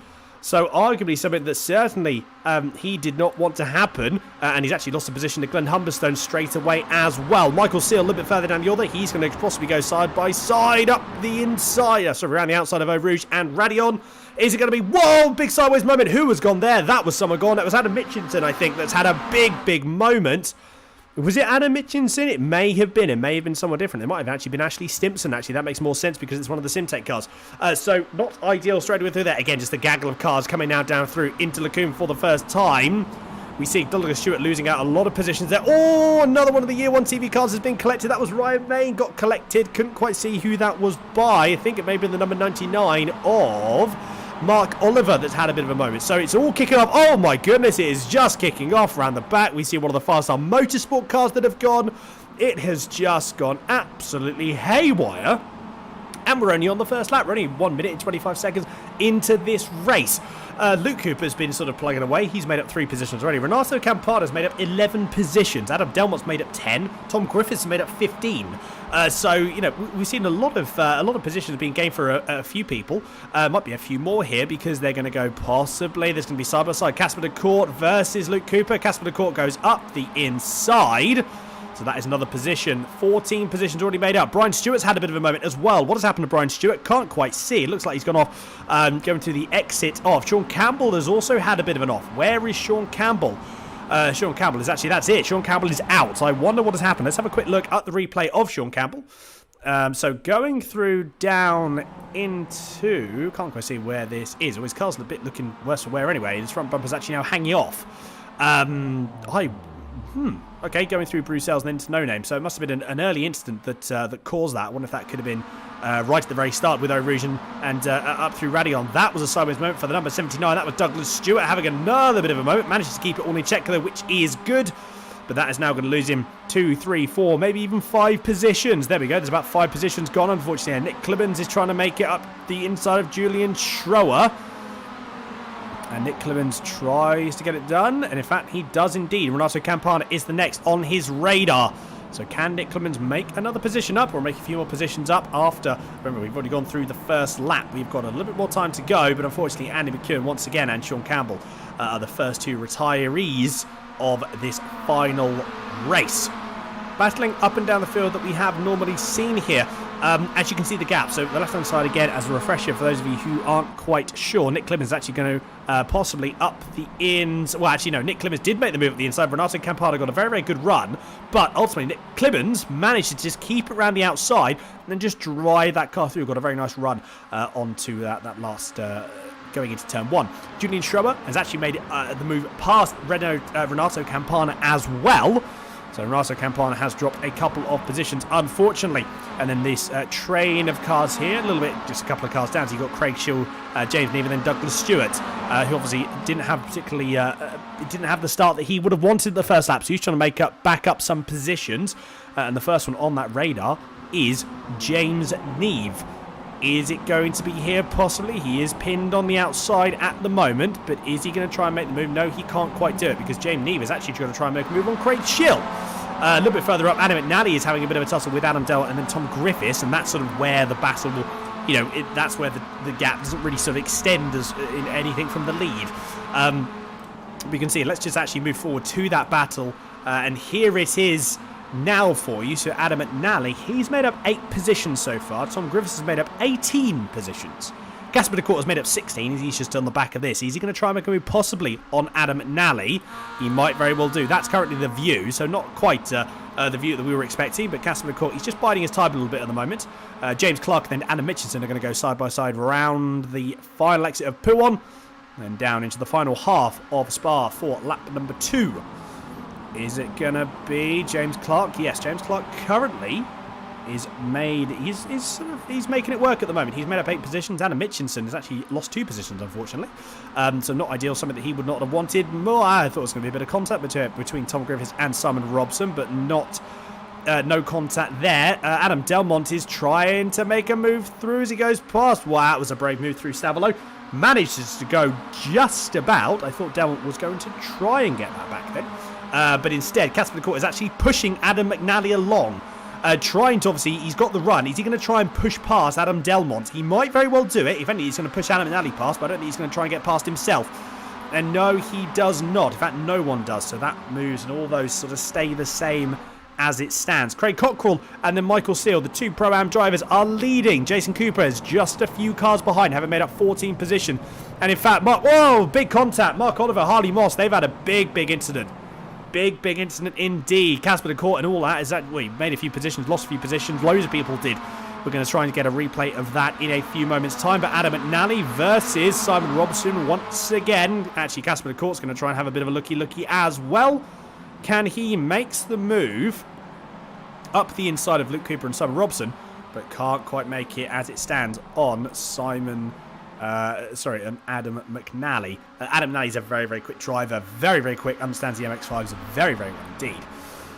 Craig Schill, so again, a little bit further down the order, we've got a nice bit of battle going on here. So Craig Schill versus Harley Moss, obviously with that little bit of contact there. So now Harley Moss trying to make the moves back through. You can see the front of his car, you can see it's damaged from here. So let alone what that car feels now. He's definitely got some aero damage, which will be hurting him. Nearly halfway through this race. At the end of this lap, we will be halfway through this race. We haven't gone through the top at the moment, but there is the move, possibly. I thought it was going to be a move for Jason Cooper, but Craig Cockrell is like, no, you're not having that as easy as I want to give it to you. But ultimately, Jason Cooper just holds his own, maintains that composure, maintains the momentum up through the corners, and then ultimately, he has made that position. That is position done and dusted for Jason Cooper. And then again, as we go through a little bit further down the field, we have Simon Robson going through. There's a little bit of a moment there, I think, for Mark Oliver, possibly. No, it was Douglas Stewart. Again, just had a bit of a run. He goes up the inside of Simon Robson. So Simon Robson has lost a position and is now currently sitting in P17. Again, mid-pack here as well. This is the battle around about, as you can see the battle on the bottom right, for battle for P5. And that is currently being led by Tom Griffiths. The gap is around a second between Tom Griffiths and then Adam Delmont. It's actually now gone to 1.2 seconds. You can just see the gap visually there. It's extended. It's not too bad. It's close enough. And in fact, that's actually Casper DeCourt. So Casper DeCourt has gone through. Adam McNally has just sailed through as well. So talk about the opportunistic move there. And Adam McNally has gone, thank you very much. And then off he goes. So he doesn't need a second invitation, does he? No, he does not. For the Rally Ray Products 666. He is really pushing forward. Actually, sorry, that's Adam Mitchinson. Holding his own. You know, it's the way that you lose the positions. You actually need to lose. It sounds very strange. but you need to lose it in the correct way. Sounds a little bit odd, sounds a little bit tricky to sort of understand, but ultimately, yeah, you've got to lose it in the right way. Because you've got to then regain that composure to then make that position back, which is what may happen here, depending. In fact, Nick Clibbins, I think, might actually try and have a bit of a look. Adam Delmont's just got past James Clark a little bit further ahead. You can see that on the left-hand timing tower as well.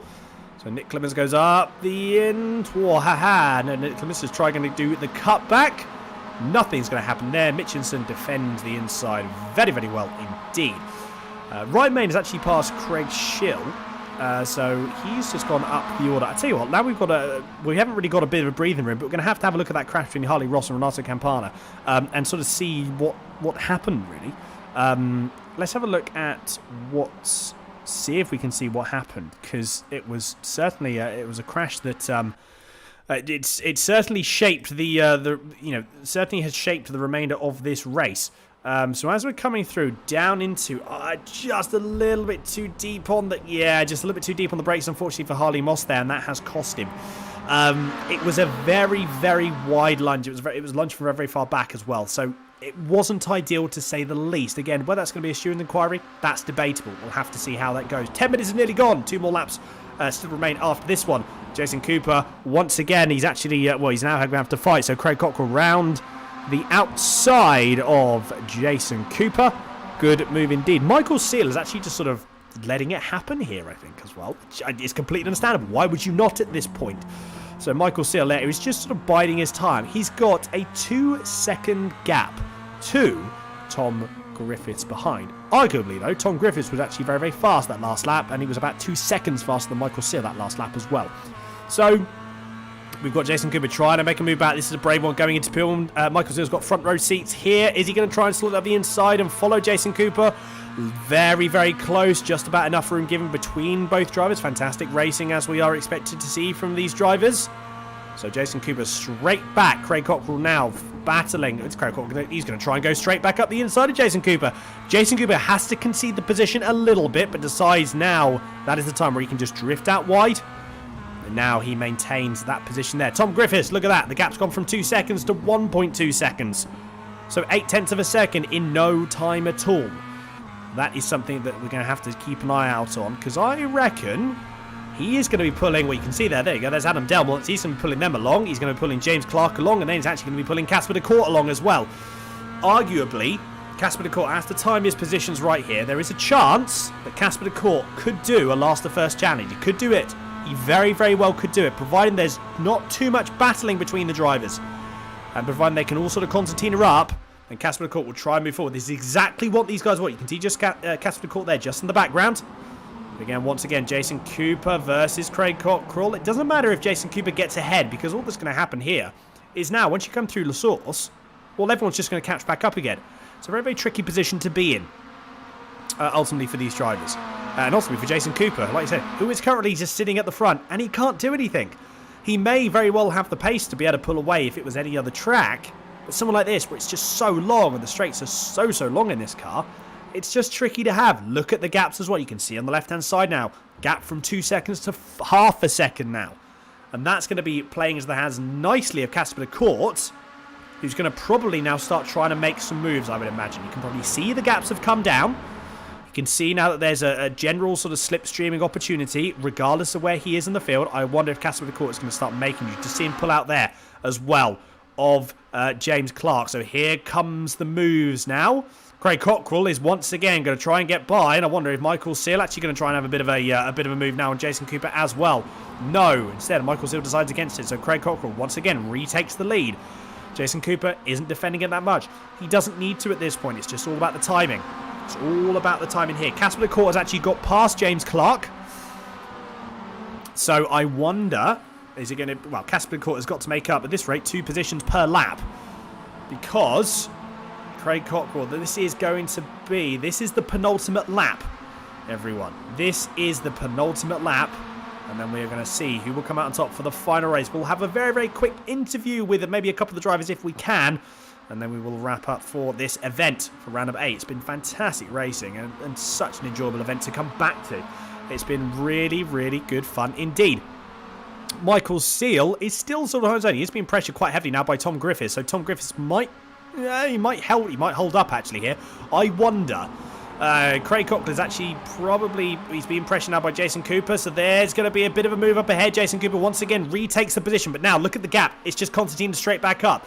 So Jason Cooper, he's still trying to battle, obviously trying to get past and trying to pull a gap, but he simply can't at the moment because now all of the gap has just come back. They're going to go 2 by 2 down, but Jason Cooper now retakes the lead once again. Bit of contact there between Michael Seal and Tom Griffiths. If you go back to the blimp cam, you can just see how close it is. There's a bit of a nudge there from Adam Delmont. He's trying to push Tom Griffiths through to try and get past Michael Seal. Casper de Court, let's have a look. He's not too far off. He gives a bit of a nudge to then Michael Seal to try and bump him forward as well. They're going to go side by side. That's very, very close to Blanchimont. Just about gives each other enough room. We're obscured by the trees ever so slightly as we now dart to a different camera angle. Is it going to be Casper de Court? Where is he going to... I'm just conscious of him. I'm conscious of Casper de Court because he has got some really, really good race. It's just pick your line. It's just on the inside or the outside. You have to pick one or the other. You can't simply run your normal racing line because every driver here just isn't allowing it. There you go. You can see the white flag has been waved. Again, apologies for not staying on the battles further up and down, further down the field. But the battles here, this is where it's kicking off. Delmont goes up the inside of Seal. Mcnally goes up the inside of de Court. So Mcnally has gone from P3 down into P5. Casper de Court isn't making as many moves as he thought, so I'm sure he's going to be wanting to try and make them. He's actually going to try and go side by side now with Adam Mcnally. That's going to be brave for both drivers here. They both managed to go up. Oh my goodness, how close do you want it to be? And I still think Casper de Court manages to maintain that position. Yes, he does indeed. Now, is Craig Cockrell going to make a move, Pat? I would expect him to, absolutely. And there is the move. Pulls to the outside. Is he going to then make the move? Jason Cooper's going to try and outbrake him coming down now into this corner. He can't quite do it though. In fact, I think he might try and stick around the outside. No, he does not. So he's going to bide his time. He's going to wait now. Look at that. You got Adam Delmont. This is going to try and send it up the inside of Michael Seal. Do you know what? He's done it. Yes, done and dusted. Michael Seal is going to have to pin it around the outside of Bruce Sells now. Let's not forget Casper de Court and then Adam McNally. James Clark's also back there as well. And let's not forget him. He's got front row seats to all of what's happening here. Michael Seal pins it around the outside, going through Bruce Sells. Down into No Name. Adam Delmont has got the advantage. Yes, he does. That's the move done for Adam Delmont. Jason Cooper, Craig Cockrell. Oh, side by side going through No Name. That's brave for both drivers there. Managed to get through. Jason Cooper, Craig Cockrell. Jason Cooper is actually leading by just under a tenth of a second. So Adam Delmont, he's going to possibly go up into P3 fighting with Tom Griffiths. Craig Cockrell, Pro-Am. Oh my goodness, what a battle we are having here. Absolutely fantastic stuff. But Tom Griffiths, look at that. He's going to try and go now around the outside of Craig Cockrell. You can see that he's going to have the inside possibly, but I think he might get cut off ever so slightly. Yes, he does. That may have given Jason Cooper the breakaway. Have a look at that. Look at the breakaway that Cooper's just got. Casper de Court up the inside. Oh, that's a bit of a send up the inside for Casper de Court on Craig Cockrell, but he's managed to do it. Oh my goodness, so Craig Cockrell has just been bumped down. Unfortunately, he's been pushed down now. Into P5. He's still leading overall, but now he's got his team, now he's got his Pro-Am rival, Michael Seal, just behind. And in fact, he might not be just behind for much longer. He might now go through and try and make it the inside. Jason Cooper's got just over a 2/10 of a gap. Adam Delmont's going to be trying to push him through and push Tom Griffiths through. This is going to be it. Who's going to come out on top going through the final time? You can see side by side happening all the way down there. Again, it's just too close to go. We're going to have to see, wait and see. They're going to go 3-1. Oh, a bit of contact there. Oh, they still managed to go through. How has everyone managed to survive that? I really don't know. But you know what? That's going to be possibly a drag race down to the line. It's still going to be Jason Cooper that's going to take the race victory. Tom Griffiths is in second after that contact. You've got Adam Delmont in third, Casper de Court in P4, and then Craig Cockrell in P5. Oh my goodness, Adam McNally 6th, James Clark 7th, Michael Seal 8th in all of that. Oh, wow. Again, we are treated to an absolutely fantastic race for the last race. My voice is absolutely gone. I cannot speak anymore after this. I will be just on voice rest for the next week, I'd imagine. Wow, that was very, very impressive indeed. Very impressive stuff. And ultimately, you know, very good car control there with that little bit of contact at the end. All managed to sort of keep it all in check. Fantastic stuff indeed. Really, really good. Wow. Very, very good racing. This has definitely been one of my favourite, I'm sure Jack will agree with me if he were here as well, one of my favourite events that I've been lucky enough to commentate on. Definitely one of the top BSR events. Unfortunately not, I'm sure there will be a few people that will not agree with that statement, along with myself, but ultimately, it's unfortunate. There are a few more races left to go in the season. So hopefully, obviously, they can have they can have some better races later on in this final third of the season. But that is it for race number 4. And we are now going to bring you the finishing results up for you now. And where are they? We're going to wait a few moments through. We just got a couple more cars to come across the line. And then we'll be giving you the final results here. As I said, we may have a quick catch up and a quick check to see if we can maybe have a very, very brief word with some drivers here. But if not, we will then obviously wrap up. But the results will be with everyone in a few moments' time. And then we will have to say our goodbyes. Oh, wow. What a result. Absolutely fantastic racing overall. I very hope, I hope everyone enjoyed that. Apologies, because you had to listen to me all of that for the duration of that entire last race. But hopefully I made it as exciting as I could have done with Jack here. Here are your race results. So Jason Cooper taking the race win by less than a second once again for Adam Delmont. Casper de Course in P3 with Craig Cockrell in P4. Adam McNally rounds out the top 5 with James Clark in 6th. Michael Seal in 7th with Nick Clibbins in P8. Luke Cooper in 9th. Julian Schroer in P10. Adam Mitchinson in 11th, Shane Pigott in 12th, Lars Fisher 13th, Mark Oliver in P14, Brian Stewart in P15, Glenn Humberstone 16th with Ryan Main in P17. Renato Campana takes your P18 overall, and then Tom Griffiths in 19th, Simon Robson 20th, Harley Moss in 21st, Ashley Simpson 22nd with Craig Schill in P23. Douglas Stewart 24th, Frank Vesner 25th, and then we have Annie McEwen, unfortunately, finishing 3 laps down, as did Frank Vesna. And then you've got James Neve, Sean Campbell, finishing 4 and 5 laps down, respectively. And that is your finishing grid for the final race here. Do we have a couple of people to talk to? Do you know what? I think we do. And one of the people we are going to have a very, very quick chat with is Craig Schill. I tell you what, we're going to start bringing in a couple. We've also got Adam Delmont here as well, so we'll start bringing everyone in now. We're going to first have a quick chat with Adam. Adam, can you hear me? Brilliant. I'm certain that was a very, that was an enjoyable race to say the least. Talk me through that. To be fair, just talk me through very, very quickly the race evening, because a lot of tactics were played here.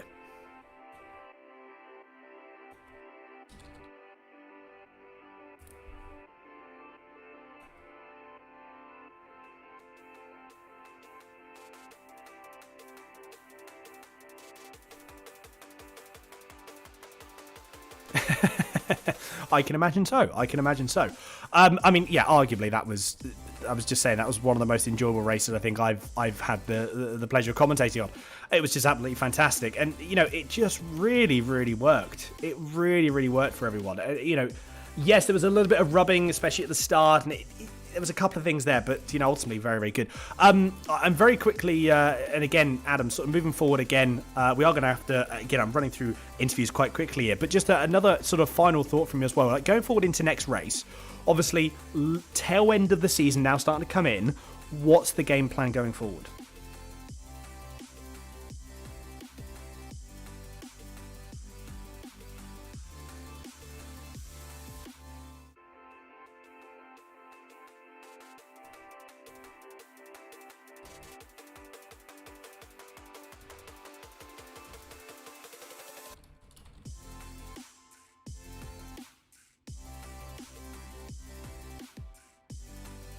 Brilliant stuff. Well, I mean, again, absolutely fantastic, and pleasure to watch. It really, really was.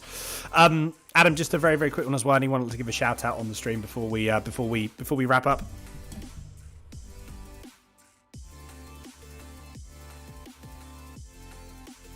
And also, obviously, for the broadcast, the guys behind the scenes, Excite, the sponsors, Mcnally and Liam and everyone, and everybody that's driving to make it what it is.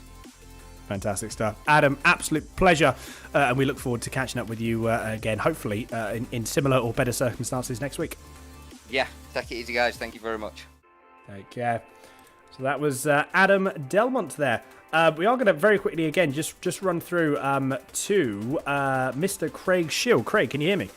Yes, I can. Brilliant. Again, I mean, Craig, so from your perspective, again, we got P8 overall in the AM category. Again, just sort of talk us through your race, talk us through your evening. Race 1 was actually all right. I must admit, it went well. I'm quite chuffed to pick up a class win. Or at least I think I did. I can't remember. Race 2 was, again, it was all right, and then unfortunately race 3, Renato just had a slight overload on the back wheels coming through one of the turns, and I just couldn't stop the car in time and collected him, and that was race over for both of us. And then again, race 4 was just an unfortunate. I think I tapped Harley and just got too much damage. I was really slow, so it was pit lane, but it was trying to be consistent. Indeed, consistency is key. Absolutely. Obviously, looking forward ahead to the final third round. Again, what's the sort of what would you say is the main sort of focus point? What are you going to focus on most sort of going into this final third of the season? For me, again, it literally is. I'm just trying to stay as consistent and as clean as possible, and just hoover up any points I possibly can. I'm nowhere near on pace with the top lot, so I'd not even bother trying to race them. But it's just trying to get as many points as I possibly can. I think I'm lying third in AM at the moment, so if I can sit there, maybe get up into second if some of the top ones have a bit of a bad day. And that's basically just consistency, just smooth racing and clean racing. Indeed, smooth racing, clean racing, absolutely fantastic. And then Craig, anyone you'd like to give a quick shout out to as well on the broadcast? I'll give a shout out to my teammate, because we're working well together. Renato, we're both trying our best. I'll give a shout out to James Leggett, who designed the livery for the car, and also Jack Worrell for creating the team, and for any family members that happen to be watching. Fantastic stuff. Brilliant. Well, Craig, absolute pleasure. Do feel free, obviously, to jump in next week as well. It's great to catch up with you. And, look forward to hopefully catching up in similar, better circumstances next week. Yeah, cheers for the broadcast, lads. Thank you very much. Take care, okay. Have a good one. There we go, Craig Schill there, taking P8 overall. So I think a positive weekend there, and a positive race evening for Craig Schill. I'm sure he'll be happy with that. And then finally, we're going to have a chat with the one and only Adam Mcnally. Adam, are you there? How are you doing? Great. Still shocked that I didn't kill no one in race 2. Do you know what? I think we all sort of, me and Jack looked at that, and I can imagine we clenched at the same time, probably the same time that you did as well, actually. Yeah. I mean, from that perspective, was that just a bit of, I've braked a little bit too late here, and was it just an instantaneous, committed, right, okay, this is happening, I just avoid it? Yeah. From the moment I braked that bit too hard, I knew the car wasn't going to stop. I just decided to turn as tight as possible, let off the brake, and just hope for the best with the jump. And I mean, I only knocked the wing mirror off. Got a bit of Delmont screen paint on my back bumper, and that was it. Slow down. I can't imagine the thoughts that were going through your head at that moment of time. At that moment of time of where you commit to obviously going on the grass, because isn't it? I've been in that situation myself. As soon as you commit to going over the grass, well, that's it. You're a passenger at that point. Yeah, definitely. Especially when you hit them sausage curves and you catch air.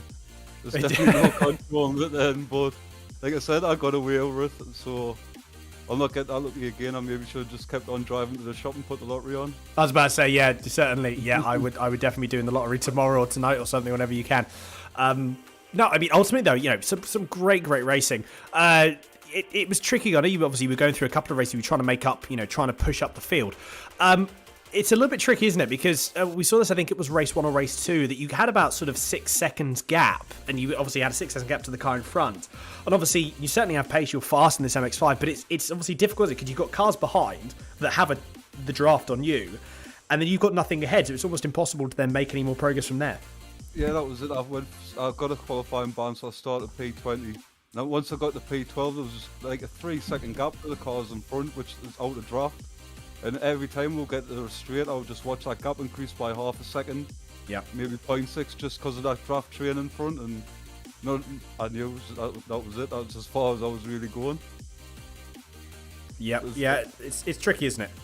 Yeah, definitely. Like on draft tracks like this, once you've lost that tour, that's it really. Unless they start battling up ahead. If they work together, that's it, you're not catching. Yes, indeed. But ultimately, though, again, I think, overall, a very, very positive weekend for you. Very positive evening for you. Oh, yeah, definitely. Awesome stuff. So, Adam, before we wrap up, again, anyone you want to give a shout out to on the stream? Yeah, like Delmont, big shout out to you for giving us Driver of the Week last week. I was quite surprised when Delmont told us. Big shout out to everyone who does the broadcast, does all the work behind the scenes, keeping the league running. And our sponsors, and of course Delmont and Liam for racing with the team. Fantastic stuff. Adam, absolute pleasure. And we look forward to catching up with you next week. Right, thank you very much. No worries at all. Take care. See you later. And there we go. That is it for the evening. Just almost forgot we have to give a driver of the day as well. I mean, for me, I'm going to obviously no one else is here, so I've got I have free reign. And to be fair, what I'm going to do, I think for me, I think driver of the day. We had some fantastic racing here. We really, really did. What I really did like, actually, I think driver of the day will be going to. For me, I think it's Craig Cockrell. Fantastic event. Really, really pushed the car, especially with Jason Cooper. Like, that was a very, very tricky, it's a tricky position to be in. So Craig Cockrell managed it absolutely perfectly, took the Pro-Am victory as well. Yeah, and really mixed it in with the Pro-Am category as well. So fantastic stuff there for Craig Cockrell. Really, really good stuff and thoroughly deserved, I think, from our perspective. But we do have to wrap up. Thank you all so much for watching, everyone. It's been an absolute pleasure to have you all with us. Obviously, next week we are going to be, unfortunately, I have I've lost the actual calendar in my mind, but we'll bring up in a few moments' time. So the next event is Oran Park. Now, Oran Park, a track that isn't actually available to race in the real world anymore. I still can't quite believe they used to race V8 supercars there, but that's obviously that's by the by.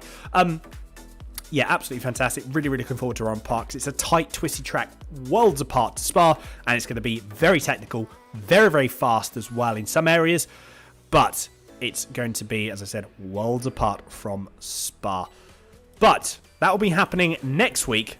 But obviously, from us, now we will have to say goodbye. Make sure you keep up to date on what's happening on Absolute Sim Racing by liking and subscribing to the channel. We've got broadcasts happening throughout the week, so make sure you don't miss any of those. But until next time, everyone, thank you all for watching. Take care. Stay safe.